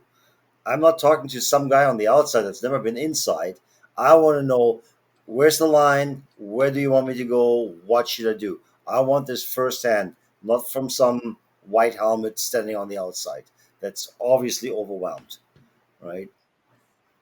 But You're right. You're right. You yeah, want to talk but to the it guys seems that like were they're in there. making these weird changeovers with like whole crews. So these guys were probably pulled out, put on a truck, sent away, and here comes the next guy in, even though they have a pool of 50 guys or And they of have lots of officers. There's so many. it's There's so more many officers than officers. They're tripping firefighters. over That's each other. guaranteed.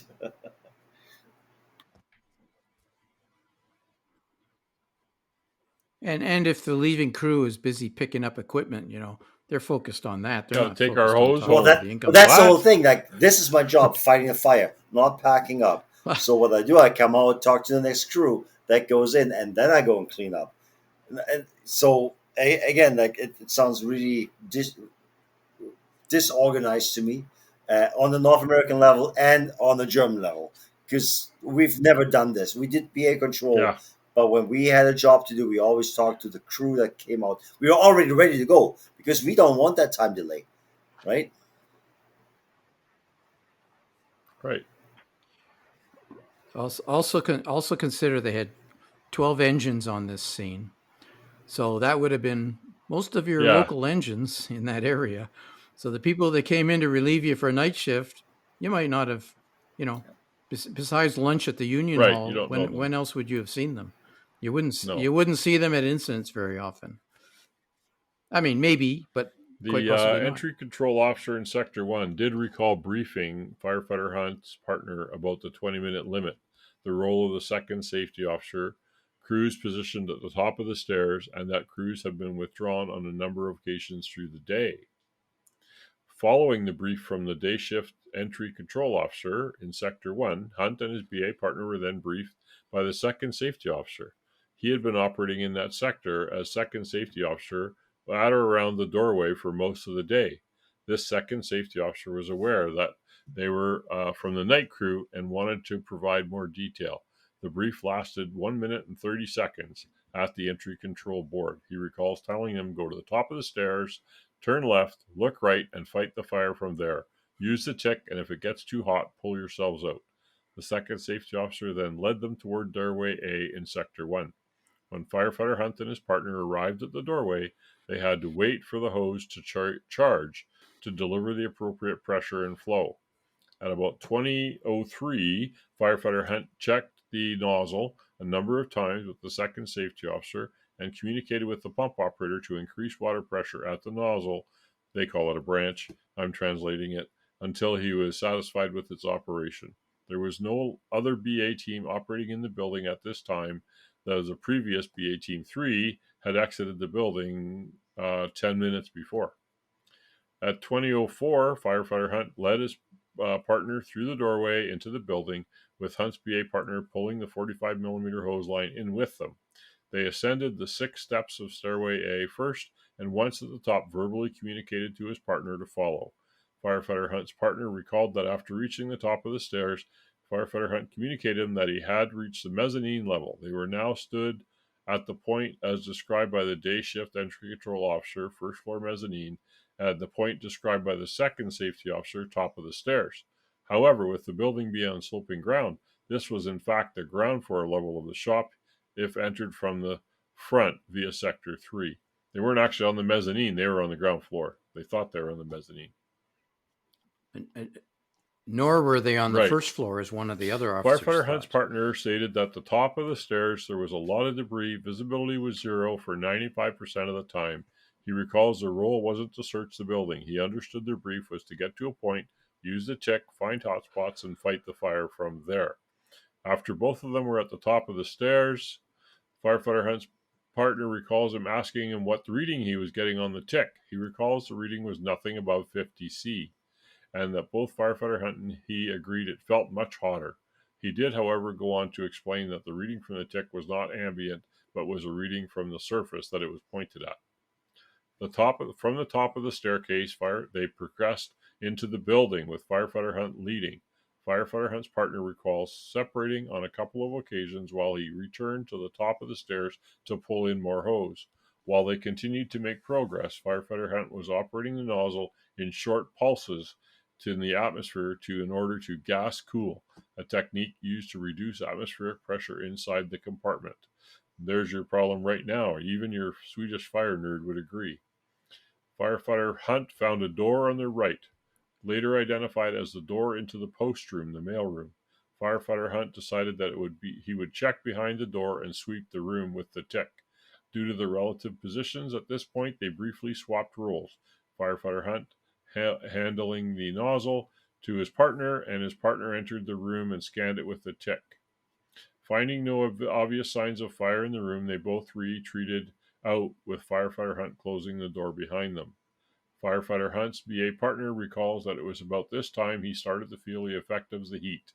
It was here that they checked their BA gauges and can recall that his cylinder content was 210 bars and Firefighter Hunt was 190. Telemetry.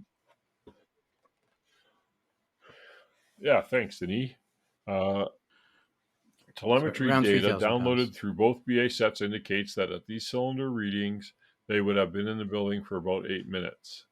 After exiting the post room or mailroom, continuing to make progress, the team came upon another set of stairs. These stairs were later identified as the stairs leading to a mezzanine level and staircase delta on the plan. When Firefighter Hunt had ascended the stairs, his partner indicated that it was too warm, it was time to get out. Firefighter Hunt descended the staircase, confirming that he also was hot, and decided that they would make their way out. Grabbing the shoulders of Firefighter Hunt, directed his partner to the direction believed to be the entrance, exit to B.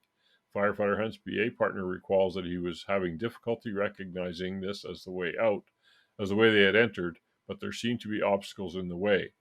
In an attempt to retrace their steps and get away from the heat, he got on his hands and knees. He tried to follow the hose line, as he knew it would lead to the exit. However, to his confusion, the hose seemed to disappear under debris. At this point, he recalls feeling increasingly concerned about their exit strategy. He attempted to feel for the steps that would lead them to the exit, but was unable to find them. He shouted back to Firefighter Hunt that this way was blocked and it could not be the way out. Firefighter Hunt instructed him to come back to his location and they could reassess their position. Firefighter Hunt's BA partner returned to Firefighter Hunt, gave him the nozzle before heading off in another direction in order to find the exit. Again, they found this way was also blocked, and their concern grew. With both exit attempts being unsuccessful, Firefighter Hunt decided to radio for another team to come in and lead them out. Firefighter Hunt tried to transmit a message over the radio, but with no response from anyone. Firefighter Hunt's BA partner recalls him attempting to send his message 5 or 6 times, but was unable to hear exactly what he was saying and was not able to see whether or not the talk button was active or transmitting. So the Health and Safety Laboratory, HSL, carried out testing of both the fireground radio attached to Firefighter Hunt's BA set and the radio utilized by the entry control officer. During all functional tests, both radios performed within design and operational parameters. indicating that there was no technical issue with the equipment.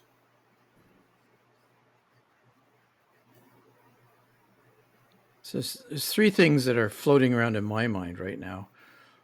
How can the entry control officer not notice there's continuous hose going into the building? He told the guys stand at the top of the stairs, and yet they keep pulling hose in. Like, what stairs are you going to? I mean, that would have been your first clue that they Yeah, weren't it's 6 following stairs. They should have directions. seen them. Just about. Yeah. So clearly somebody dropped the ball there. If you got a tick, it shouldn't have been that difficult to keep your orientation, I would think, to see, the general surroundings in the building, and be easier, I would suspect, to find your way back out than it would be if you didn't have the tick. But we don't know whether the tick was Yeah, I used as an mean, attempt to find your way back out. if Because you're there's only one flowing tick and water, one the had it. hose is cool. Cooler. You can usually see it on the floor. Yeah. But if it's covered with stuff, then you don't see it. Yeah.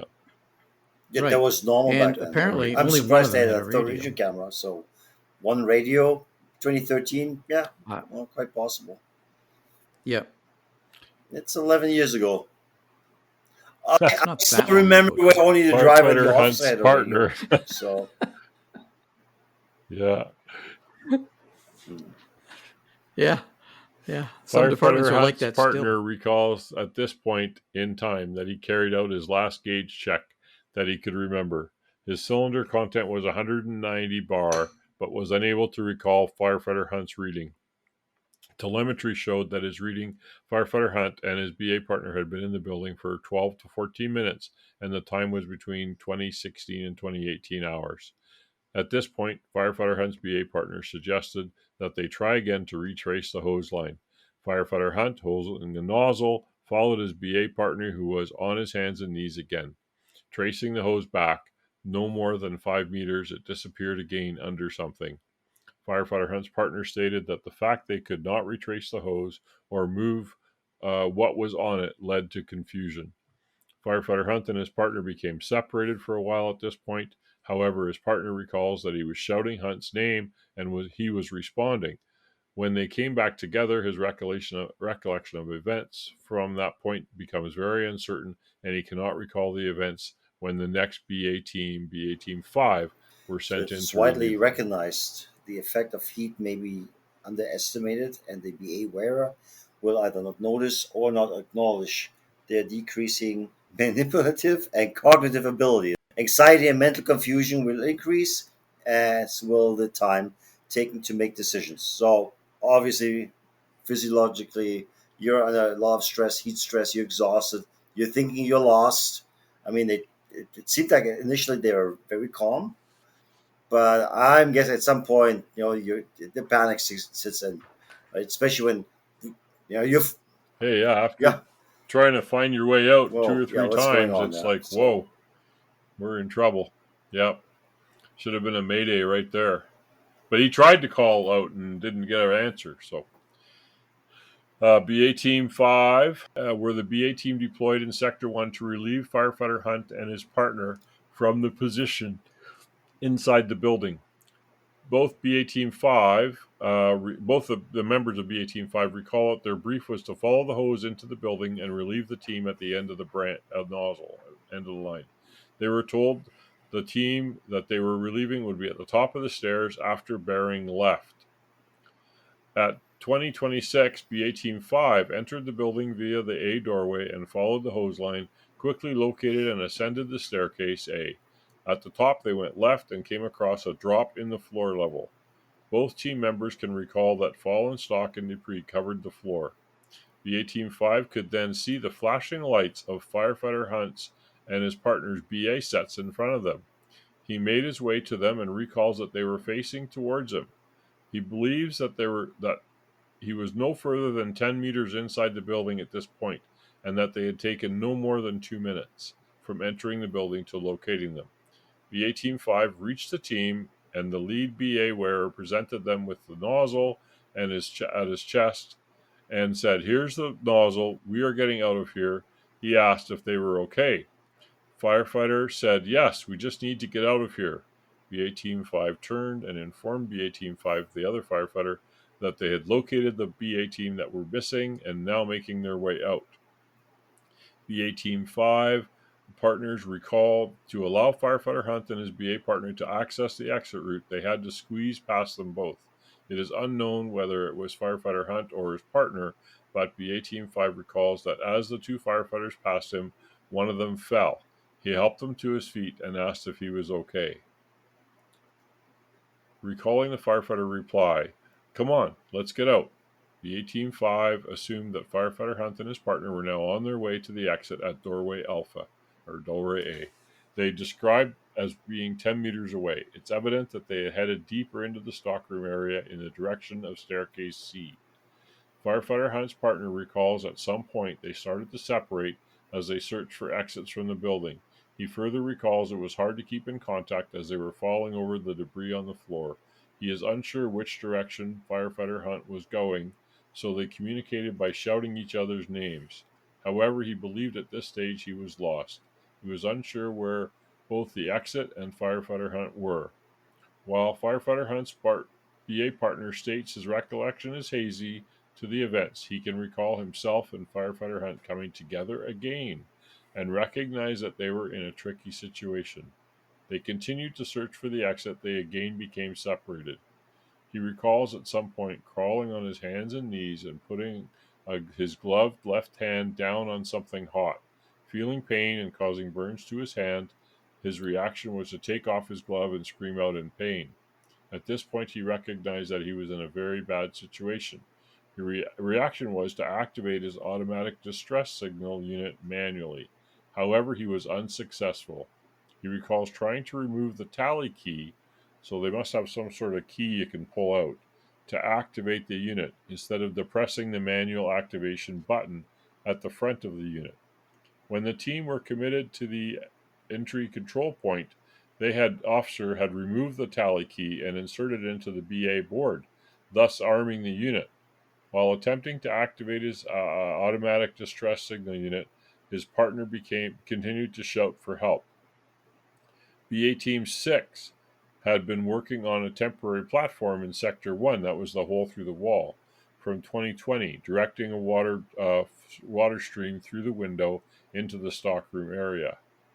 Throughout the day, teams have been working at the top of the steps, Doorway A to the left of the opening, and a ground monitor was operating from Staircase C to the right. The teams on the temporary platform had been fighting the fire in the center rear section of the stock area. Both firefighters on the platform recall hearing voices inside the building on 2 occasions. The first occasion, BA Team 6 heard a voice, which they believed to be 2 BA teams coming across each other, and BA Team 6 didn't believe the voices were in distress. A shout of "hello, hello," which was quite loud. He turned off the nozzle again and checked for BA warriors inside with the tick. He shouted, "Is anyone in there?" Again, he recalls hearing voices to his right in the direction of Sector 4, but he didn't see anybody. Then he turned the nozzle back on and continued to apply water into the compartment. At 2029, BA Team 7 entered through Doorway Charlie in Sector 4.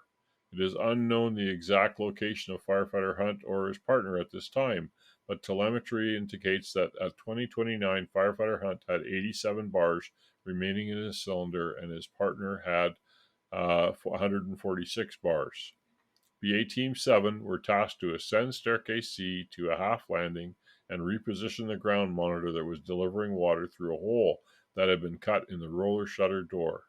Upon reaching the monitor, BA Team 7 decided to turn the monitor off momentarily to make it easier to move. He recalls that when the monitor was switched off, there was a quick increase in black smoke from the roller shutter. After turning off the ground monitor, BA Team 7 firefighter crawled through the roller shutter in order to reposition it. Upon entering the compartment, he thought he could hear a BA team mumbling. He was not expecting a BA team in this area of the building, so he checked with the other firefighter from his team to see if he was aware. Neither crew member recalls being informed that a BA team was working in this area. BA Team 7 shouted, "Is there a BA team in here?" After approximately 10 seconds without a response, he shouted the question again. Shortly after, he heard 2 shouts of help and what he thought was a scream. At the same time, in Sector 1, BA Team 5 recalled that visibility was now 0, conditions did not reflect their brief, and they could not locate any flames, and so they did not use any water. Neither member had a radio or a TIC, so they decided to withdraw to retrieve a TIC in order to improve their vision. As they made their way out of the building, BA Team 5 believed they heard 2 shouts for help in the distance. They were unsure where this had come from, but they thought they may have been from outside because they appeared to be faint. BA Team 5 also thought he could hear a faint, low-pressure warning whistle. It is likely this was in fact firefighter Hunt's whistle, as telemetry downloaded at that time, 2030. 2032, BA Team 5 executed the building, having been inside for a total of 6 minutes, reported their concern to the night shift Sector 1 commander and the pump operator that was supplying water to the nozzle in Sector 1. And I know this goes on forever with these guys lost in there, and no one really knows they're lost. There's no emergency declared. After hearing the shout for help and scream in Sector 4, BA Team 7 was handed the TIC by BA Team 7, the other member, and able to look around for the source of the shout. He saw the outline of a firefighter to the right side of the doorway.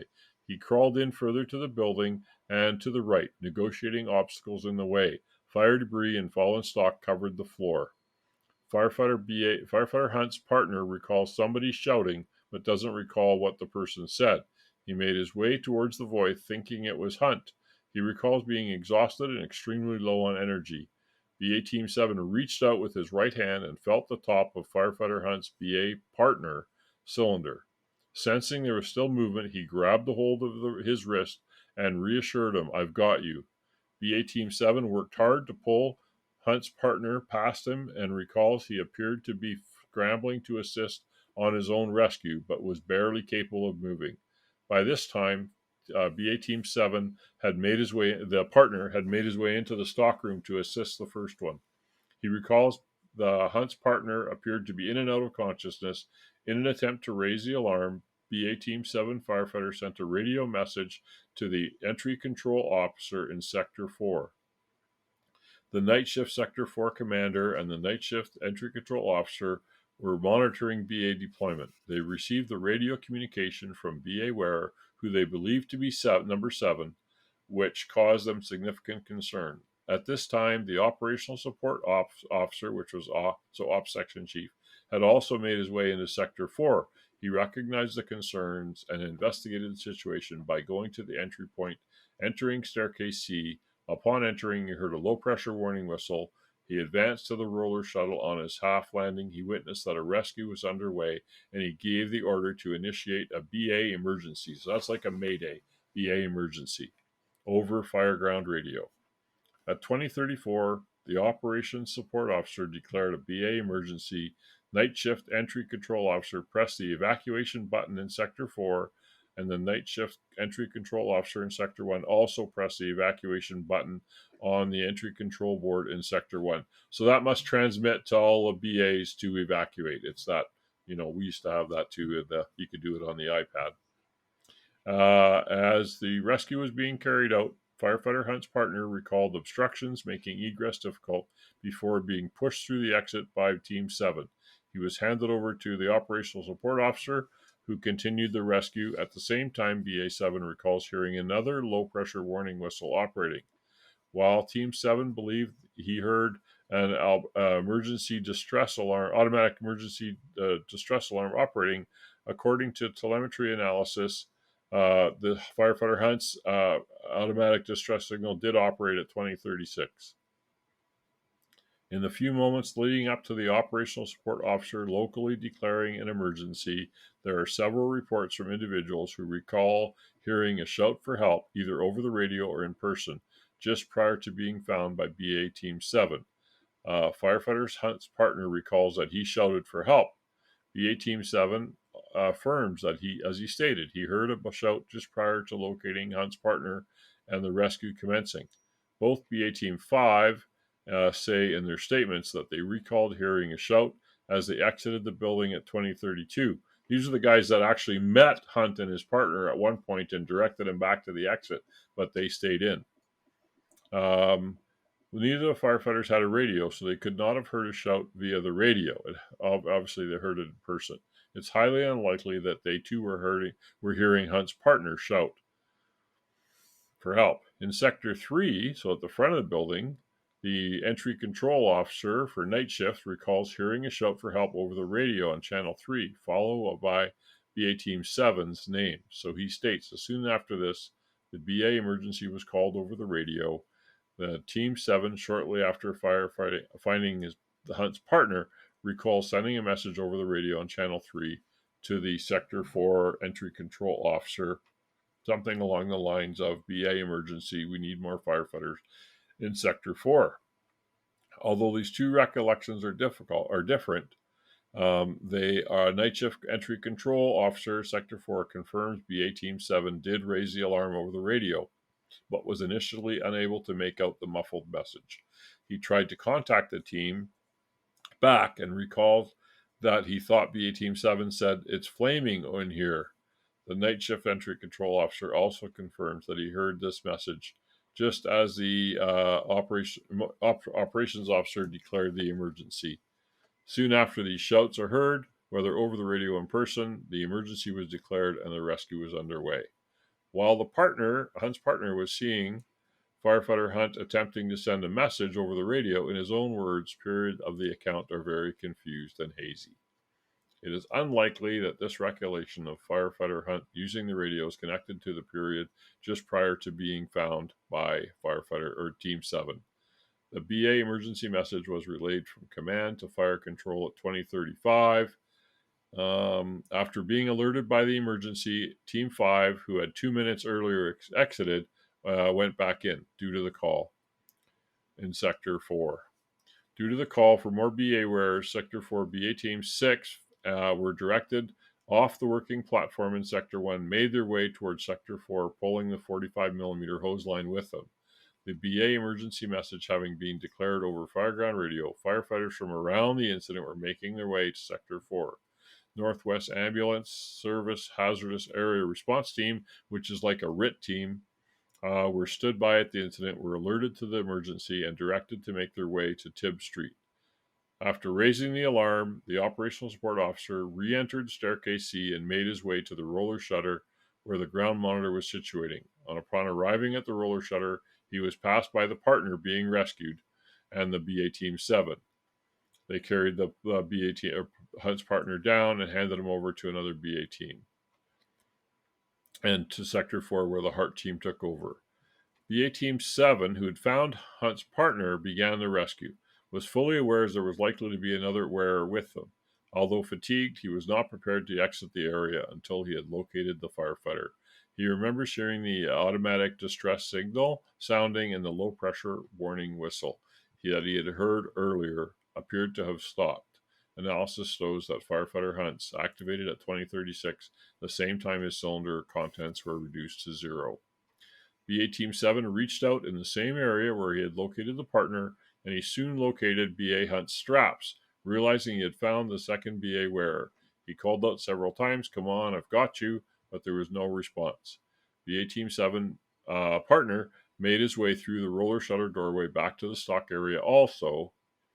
Recalls an ADSU sounding.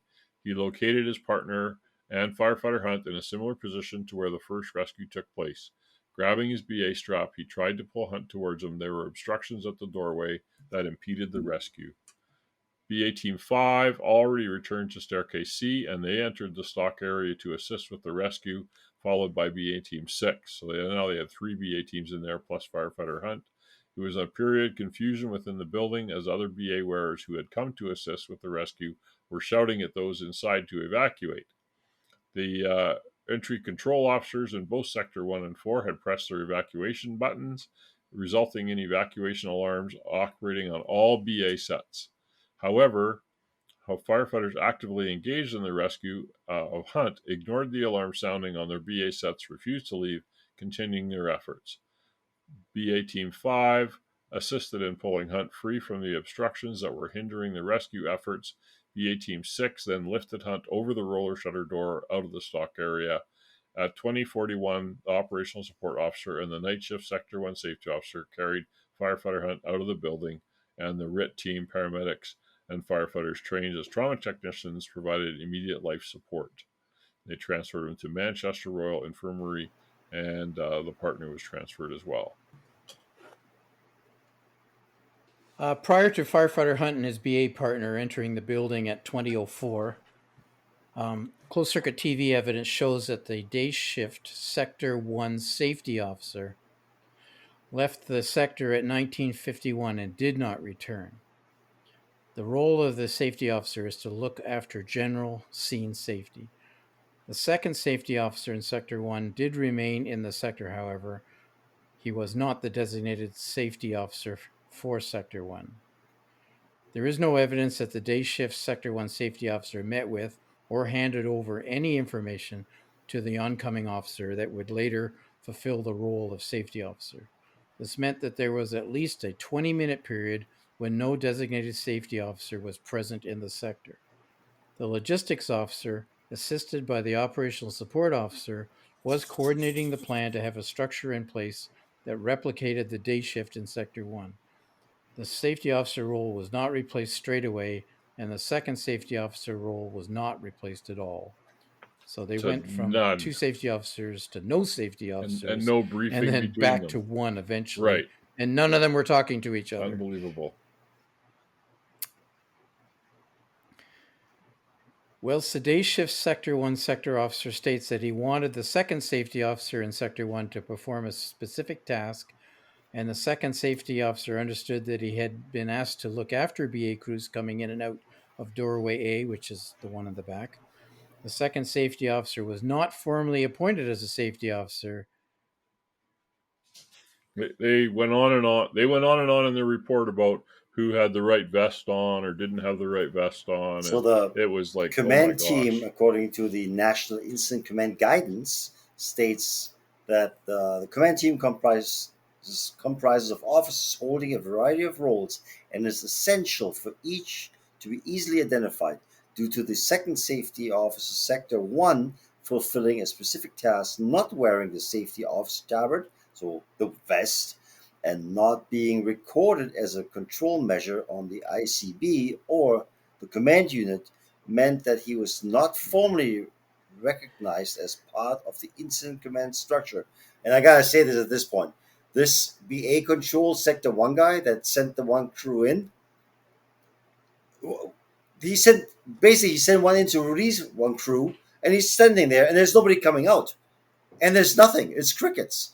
It's like, and then they have all this telemetry shit, bullshit, sorry, and they send in crews with no radio. Like, how do I, as a BA control officer, tell the guys inside, hey, your 20 minutes are up? But, oh, he didn't tell them it was 20 minutes, so sorry about that. It's like, this is, like, we always talk about more chiefs make the scene safer, but there's also too many chiefs, and then the whole shift change really screwed it up. Like, oh man, I'm just the organizational stuff. I mean, when I was, I knew I wanted to read all that long part, so you guys could get excited. Yeah. I mean, it's like, oh my gosh, how can you manage that? There's so many officers and roles, and like.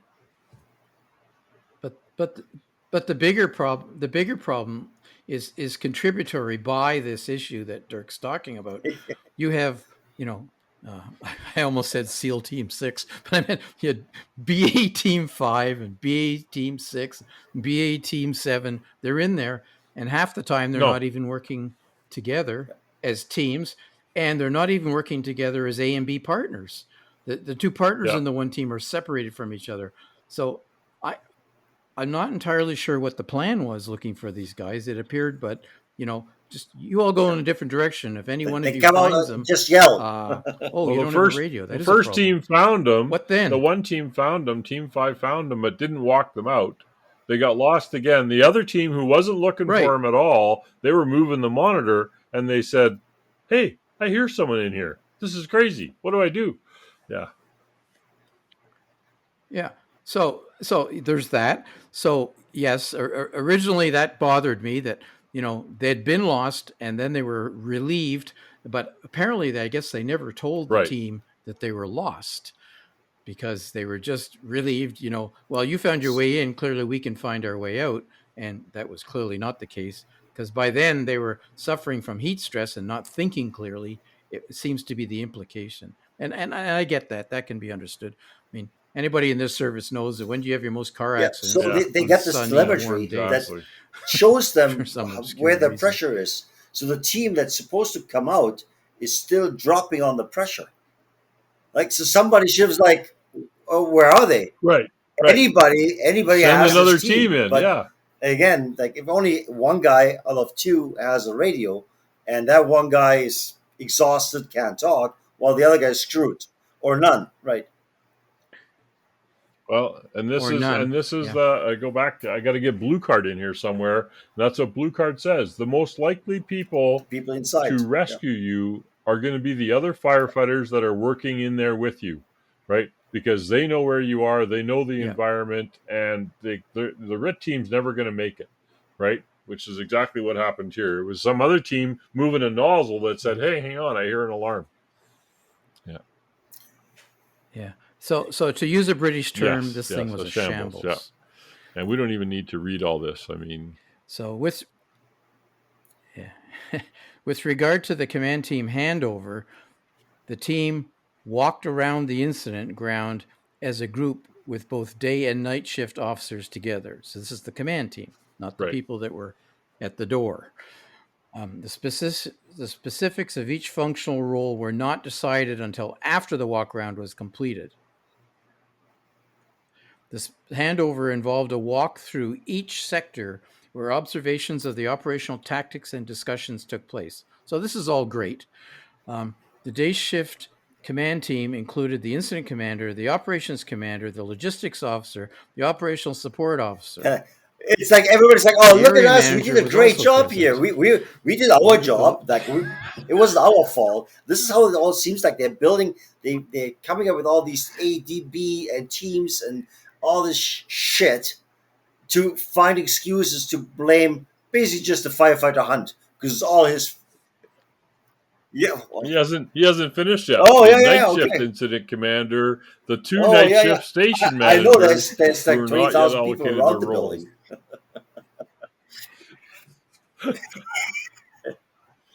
So there was this party of, if I count correctly, about a dozen officers walking around the building, talking to each other about what was important about this incident. Missing the obvious, I guess, extremely important item. There were two people In a lost building inside that the no building. one's supposed to But go in but to. the That was strategy is decided. offensive. Nobody inside. Right. Yeah. Yeah. Yeah, that terminology I That's find theirs. confusing, It's but theirs. They clearly, understood. clearly they supposed to know what it means. But if they were in offense mode, then I think they're they were not supposed to be in the offensive, building to meaning that start they with. were in the doorway. They were in IDLH the or whatever. Yeah, collapse zone. yeah. So it's kind of a, yeah, IDLH. Yeah. Yeah. Yeah, but I mean they had at least four Yeah. BA teams inside, so it's interesting that nobody was supposed to be in there. So the incident commander and the night shift incident commander began their handover brief. They can be seen arriving in Sector 3, which is the front of the building, not where firefighter Hunt went in and got lost, around 1957 hours. Sector 4 at 2004 hours, which is one of the sides, and finally arriving in Sector 1 at 2006 hours. So 6, 7, 8, 9 minutes to do the handover.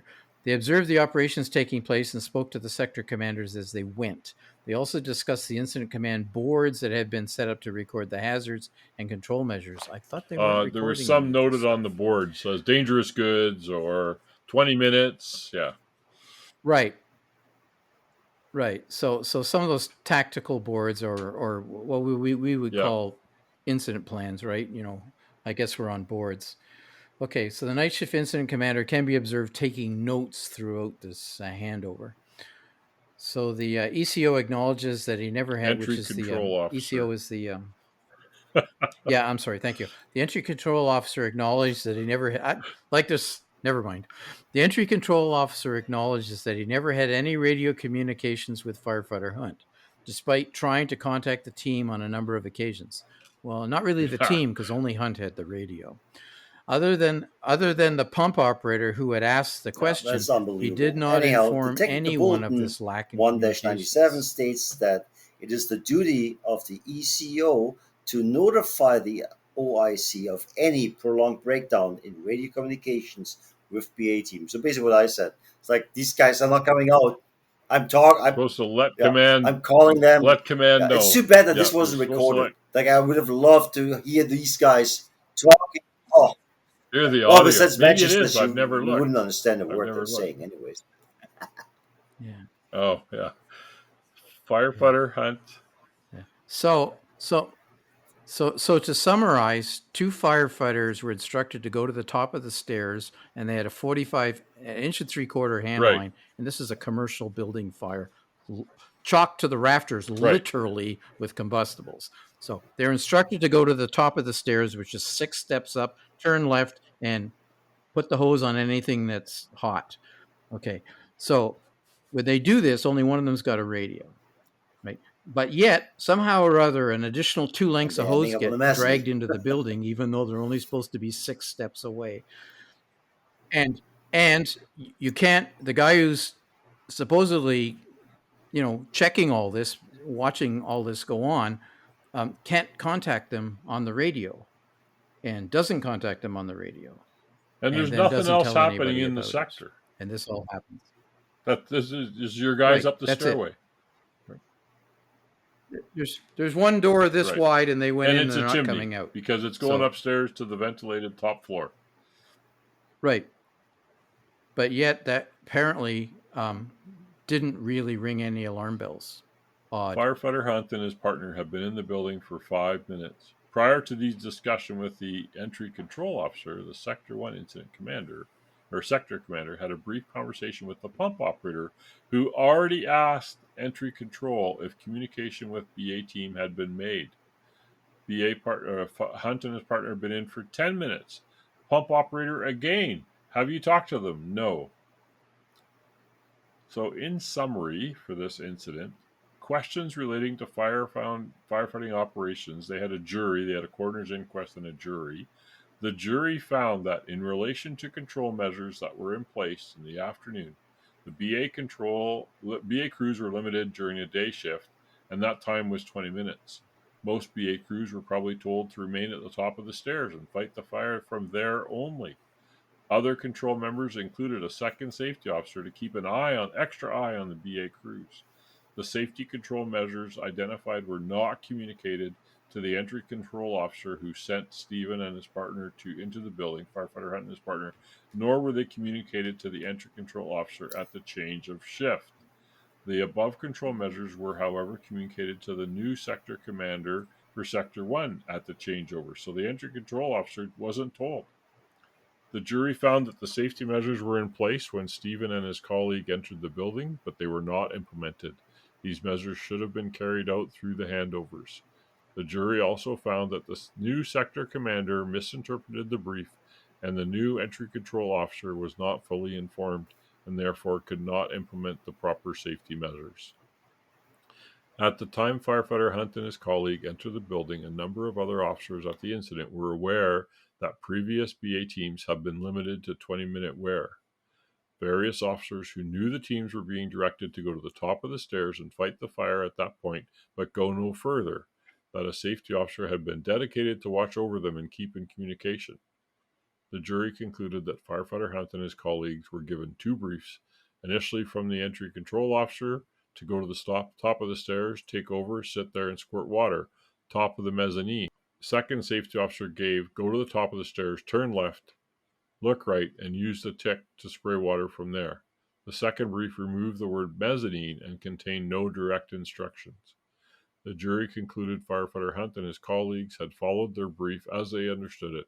They stated that confusion due to the use of the term mezzanine and to seek out hotspots may have led to misunderstanding of the brief.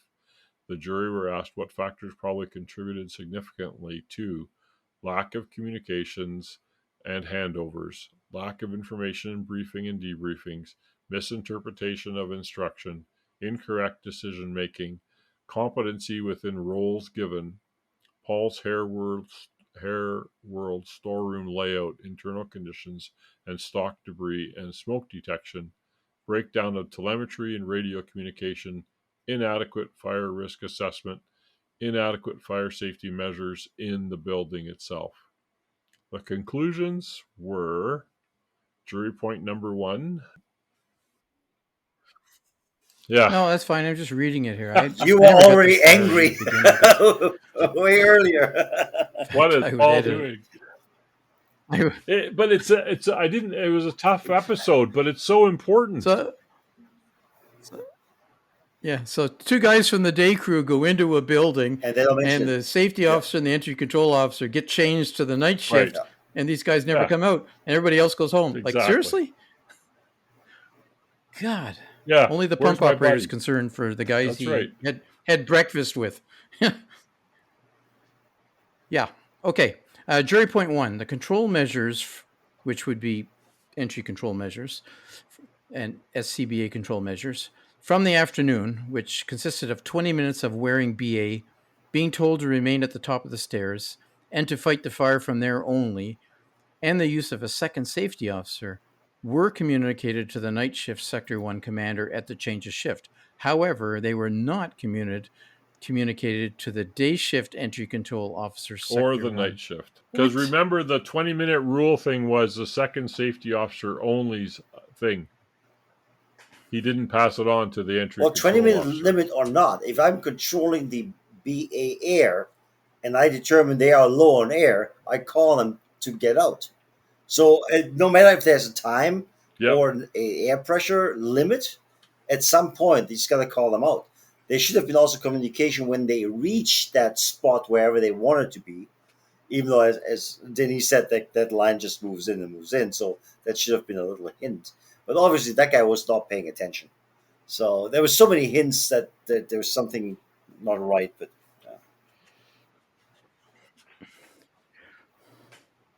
Yeah.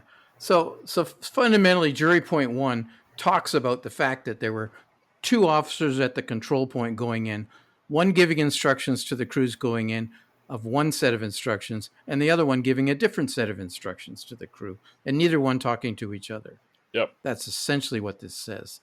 And the only people who had any clue what was going on was one of the relieving officers. That would be probably after a significant period of time. Conclusions from the fire service, from their internal, was there was no assurance process to ensure the above failures were avoided.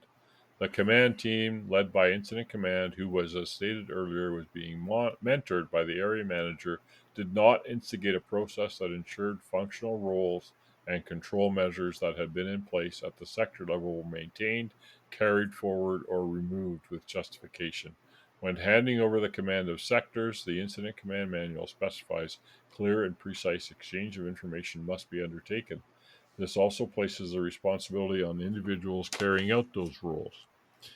Jury point number 2, when firefighter Hunt and his partner entered the building, a number of officers were aware of the 20-minute limit, only fighting the fire from the top of the stairs, and the dedicated second safety officer. There was no insurance process to ensure the above failures were avoided, and that the 20-minute was maintained. There was individuals at sector command levels that did not maintain a safe system of work prior to and while the situation was developing.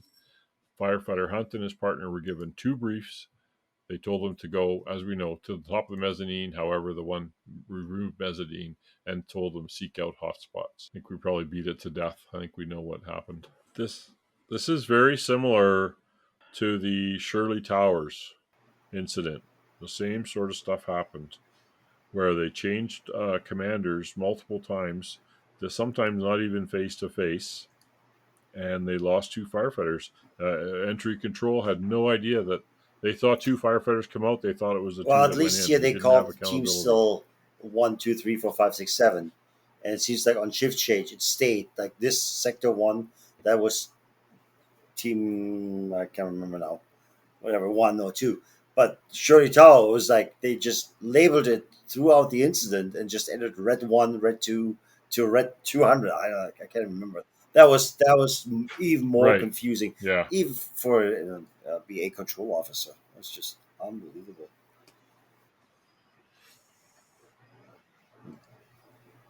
But you remember the incident we did on the Yep. Memphis dollar store fire, where the firefighters got trapped inside. It says, and do you remember the Memphis dollar store fire where there was a firefighter died inside? He was trapped. He couldn't get out. He made all kinds of errors, but there was, an inherent risk of that kind of a building. You had all this stock and you had all this shelving and you had all this debris inside that was bound to create a serious issue for firefighters who entered into that building. And I talked a fair bit about it, and we talked about it in that podcast about how you can get into the building by walking down an aisle, and then 5 minutes later you turn around and the aisle is gone. It's just not there, and your hose is buried underneath. So if your plan is to follow your hose line out every time, you need to think again in those particular types of scenarios, because these are like big box stores, commercial buildings like this. It's a huge risk of getting disoriented and lost because the contents are constantly changing. And if you're doing residential tactics, which basically these guys are doing, and you're walking into this very, it's like being on quicksand. It's moving all the time. It's easy to get lost in. And man, you're in a building where there's master streams. Well, I don't know if they're master streams, but you got, bigger than 3/4 inch Yeah. lines shooting in doors and windows and front doors and stuff like this. And you're in there with all of that. So there's a lot changing. Highly risky environment. I'm And, just flying for the rest you're going to here get in trouble if you of don't plan those and train for conclusions and that. stuff, but I cannot find the reason why firefighter Hunter and his partner could not follow the hose line out. They didn't say, "Oh, it was a collapse in the ground," because the second team had no problems finding them on the way in, but they couldn't make their way out. They said it was debris. I was just wondering, was there a collapse, like a shelving collapse, or I think it was the heat. Yeah. They were The disoriented because of the yeah. heat. Yeah. Yeah. And the partner Yeah. mentioned that the hose So disappeared under debris, and they Yeah. couldn't shift Could the have been a debris at shelving one unit. point. And plus they weren't working together. They had split Yeah. up, each searching a separate way out. So I think your comment about, basically, it's all good until it isn't. Now you panic was essentially what happened Yep, to these I think guys. so. They And they stopped had so working as a many team. systems in place that yeah, but the systems were all out. didn't work. Yeah, it was too complex, It's too and on the too outside, complex. not focusing on the actual dangerous work inside. And this fire has been burning for hours Right. till they all day. Why would All I send day, all anybody? afternoon. I get it, just in there a few meters up the stairs, but then that should have been. That is the most important thing, and the 20-minute limit was put in place because crews had to back out because it was so hot. And that's what the one guy said. It's like, yeah, it got so hot, so we had to Right. get out. Okay, let everybody know if it gets so hot, get out. But that was also not communicated. It was just like up the stairs, mezzanine, squirt, squirt, squirt, gas cooling. It's just like, oh, wow. Just wow. Anyway, Yes. So tragic what and was preventable. the post online today? The Paul Coombs. No, somebody put the high rise guy. Brent Brooks. Brent Brooks. UK high rise case. He said untrained, unequipped, and unfamiliar. Every incident, it's the same three things. Yeah. And undisciplined in this case, as in there was Even no they were in discipline place. control They procedures. like in theory, you read through this, it's like, adequate, yeah, I should say. that's perfect system. There's nothing that could go wrong. But again, telemetry on the SCBA, but no radios for the guys. Not enough thermal imaging cameras for the guys. And I think the biggest problem that I see with this British system, and I hope they change it now after Shirley Towers as well, is in our system, even the German system, you have an officer that is responsible for that crew. It will always be that engine crew, that pump crew, Right. whatever you want to call them, and that officer is responsible for them. In Germany, he was responsible on the outside. He became part of the instant command system. Besides the BA control, he was still in charge of his two guys, right? And here, usually the officer goes inside, and then you go New York or Blue Car, where actually there's an interior safety officer like a chief puts on his SCBA and goes inside and makes sure the crews actually follow Right. what was as a supervisor As on the a inside, right? supervisor. But Yeah. so here they have everything on the outside, and they don't Right. really give a Right. And there should have been yeah. a And nobody, supervisor at the yeah, top of the stairs. exactly. That's That's what it where the should have been. Yeah. supervision should have been. How does it how does a 2-man only crew enter a building with instance recorder, fairly small line, and advance that line, use that line, and jack It's the hose hard. in Right. the door They with bust. only a Yeah. 2-man They crew? busted them Like, all. how do you do You that? can't. You can't. You gotta Yeah, leave, and he goes yeah, back and What gets more hose and goes what back yeah, and comes back. Yeah, yeah, exactly. Right. The backup Right. man's always running backwards, untangling yeah. hose, pulling hose, jacking hose. The Right. guy in the nozzle, he's up there all by himself. Oh, And so this guy's yeah, running back and He, forth. You think you can get absolutely. disoriented And the running other back and guy at the forth? yeah. front You falls through a betcha. hole and he's You gone. betcha. Yeah. You betcha. And then they tell the guy tells him go to the mezzanine. Yeah. So they're looking for the Which mezzanine. mezzanines are always bad anyway. All right. Well, we beat this one up to death. Sorry, it's a little long. I'll try to cut it up a little bit. And it was a good discussion. I'm sure though. we It was could probably worth doing. now. We could write a synopsis of it that kind of breaks down. I think the first part is only important to see how convoluted that system was, right? And Right. then the second Right. part is really just about the firefighters, and even there they get kind of carried away. But just saying, like those two guys on the outside, Yeah. they saved the guy's ass by shutting it down and listening and actually reacting to it. Right. But nobody said what are the procedures, because they're mentioning all these procedures. What is the procedure here when we hear a pass alarm, or we hear there might be somebody in there? Like our procedures, we call the mayday. There's a firefighter down. Oh, we found a victim, or Yeah. whatever. Like incident. Right. No, They or didn't we, call it until they went in and found him. They never BA truly called a emergency. mayday. BA emergency. Yeah, everybody came Yeah. when they declared the emergency. Then everybody It went in. reminds And me then they of didn't what know the who old was who. procedure we used to have in my department is when somebody pushes or declares a mayday. What's the first thing you do? And everybody's like, "We go to the mayday channel." And I was like, "No, no, you don't. You No. don't stop talking on the air." But that was Clear- for Go clear the somewhere years, air. for else. years and years and years. Mhm. It was like, "Oh, we're going to the mayday channel," and we all know that once, like the one guy ends on the mayday channel, the other guy ends up on tactical tac 3 and 5, and now you got this big. Now Right. you have to Yeah. do pars, and yeah, it's like super useful, right? And Useful. Yeah, useful. But one thing they didn't really talk about, the jury didn't, and I think is a serious issue, and it's one that I dealt with 10 years ago, 15 years ago, when these new BA telemetry systems were starting to come out, was if you rely on BA telemetry to tell you what's going on with your BA crews, you're setting yourself up for failure. You're setting yourself up to kill your guys. You're way better to rely on somebody who's got a proper accounting system, and it's got his head in the game, and he's following in his mind what everything is doing and where so-and-so is and where so-and-so is. Not relying on a board that's talking to a BA that's telling you how much air you got to try and suss out where these guys are. And when you want to get them out, you push a button that causes the BA to go bleep, bleep. It tells you nothing. It's dangerous. We rejected them. We refused to use them for that reason. We thought it was dangerous.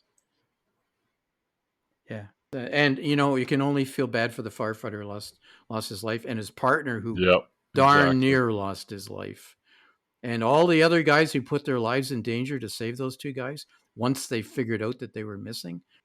For a building with nobody in it. they're great firefighters. I think their system is just so convoluted, and rank is so much more important than actually getting the fucking job done. Excuse my language. All right. Well, Overmanaged. thanks for another good episode. Have a good day and stay safe. There you go. Be safe, everyone. Live long and prosper. All right. Thank you, everybody.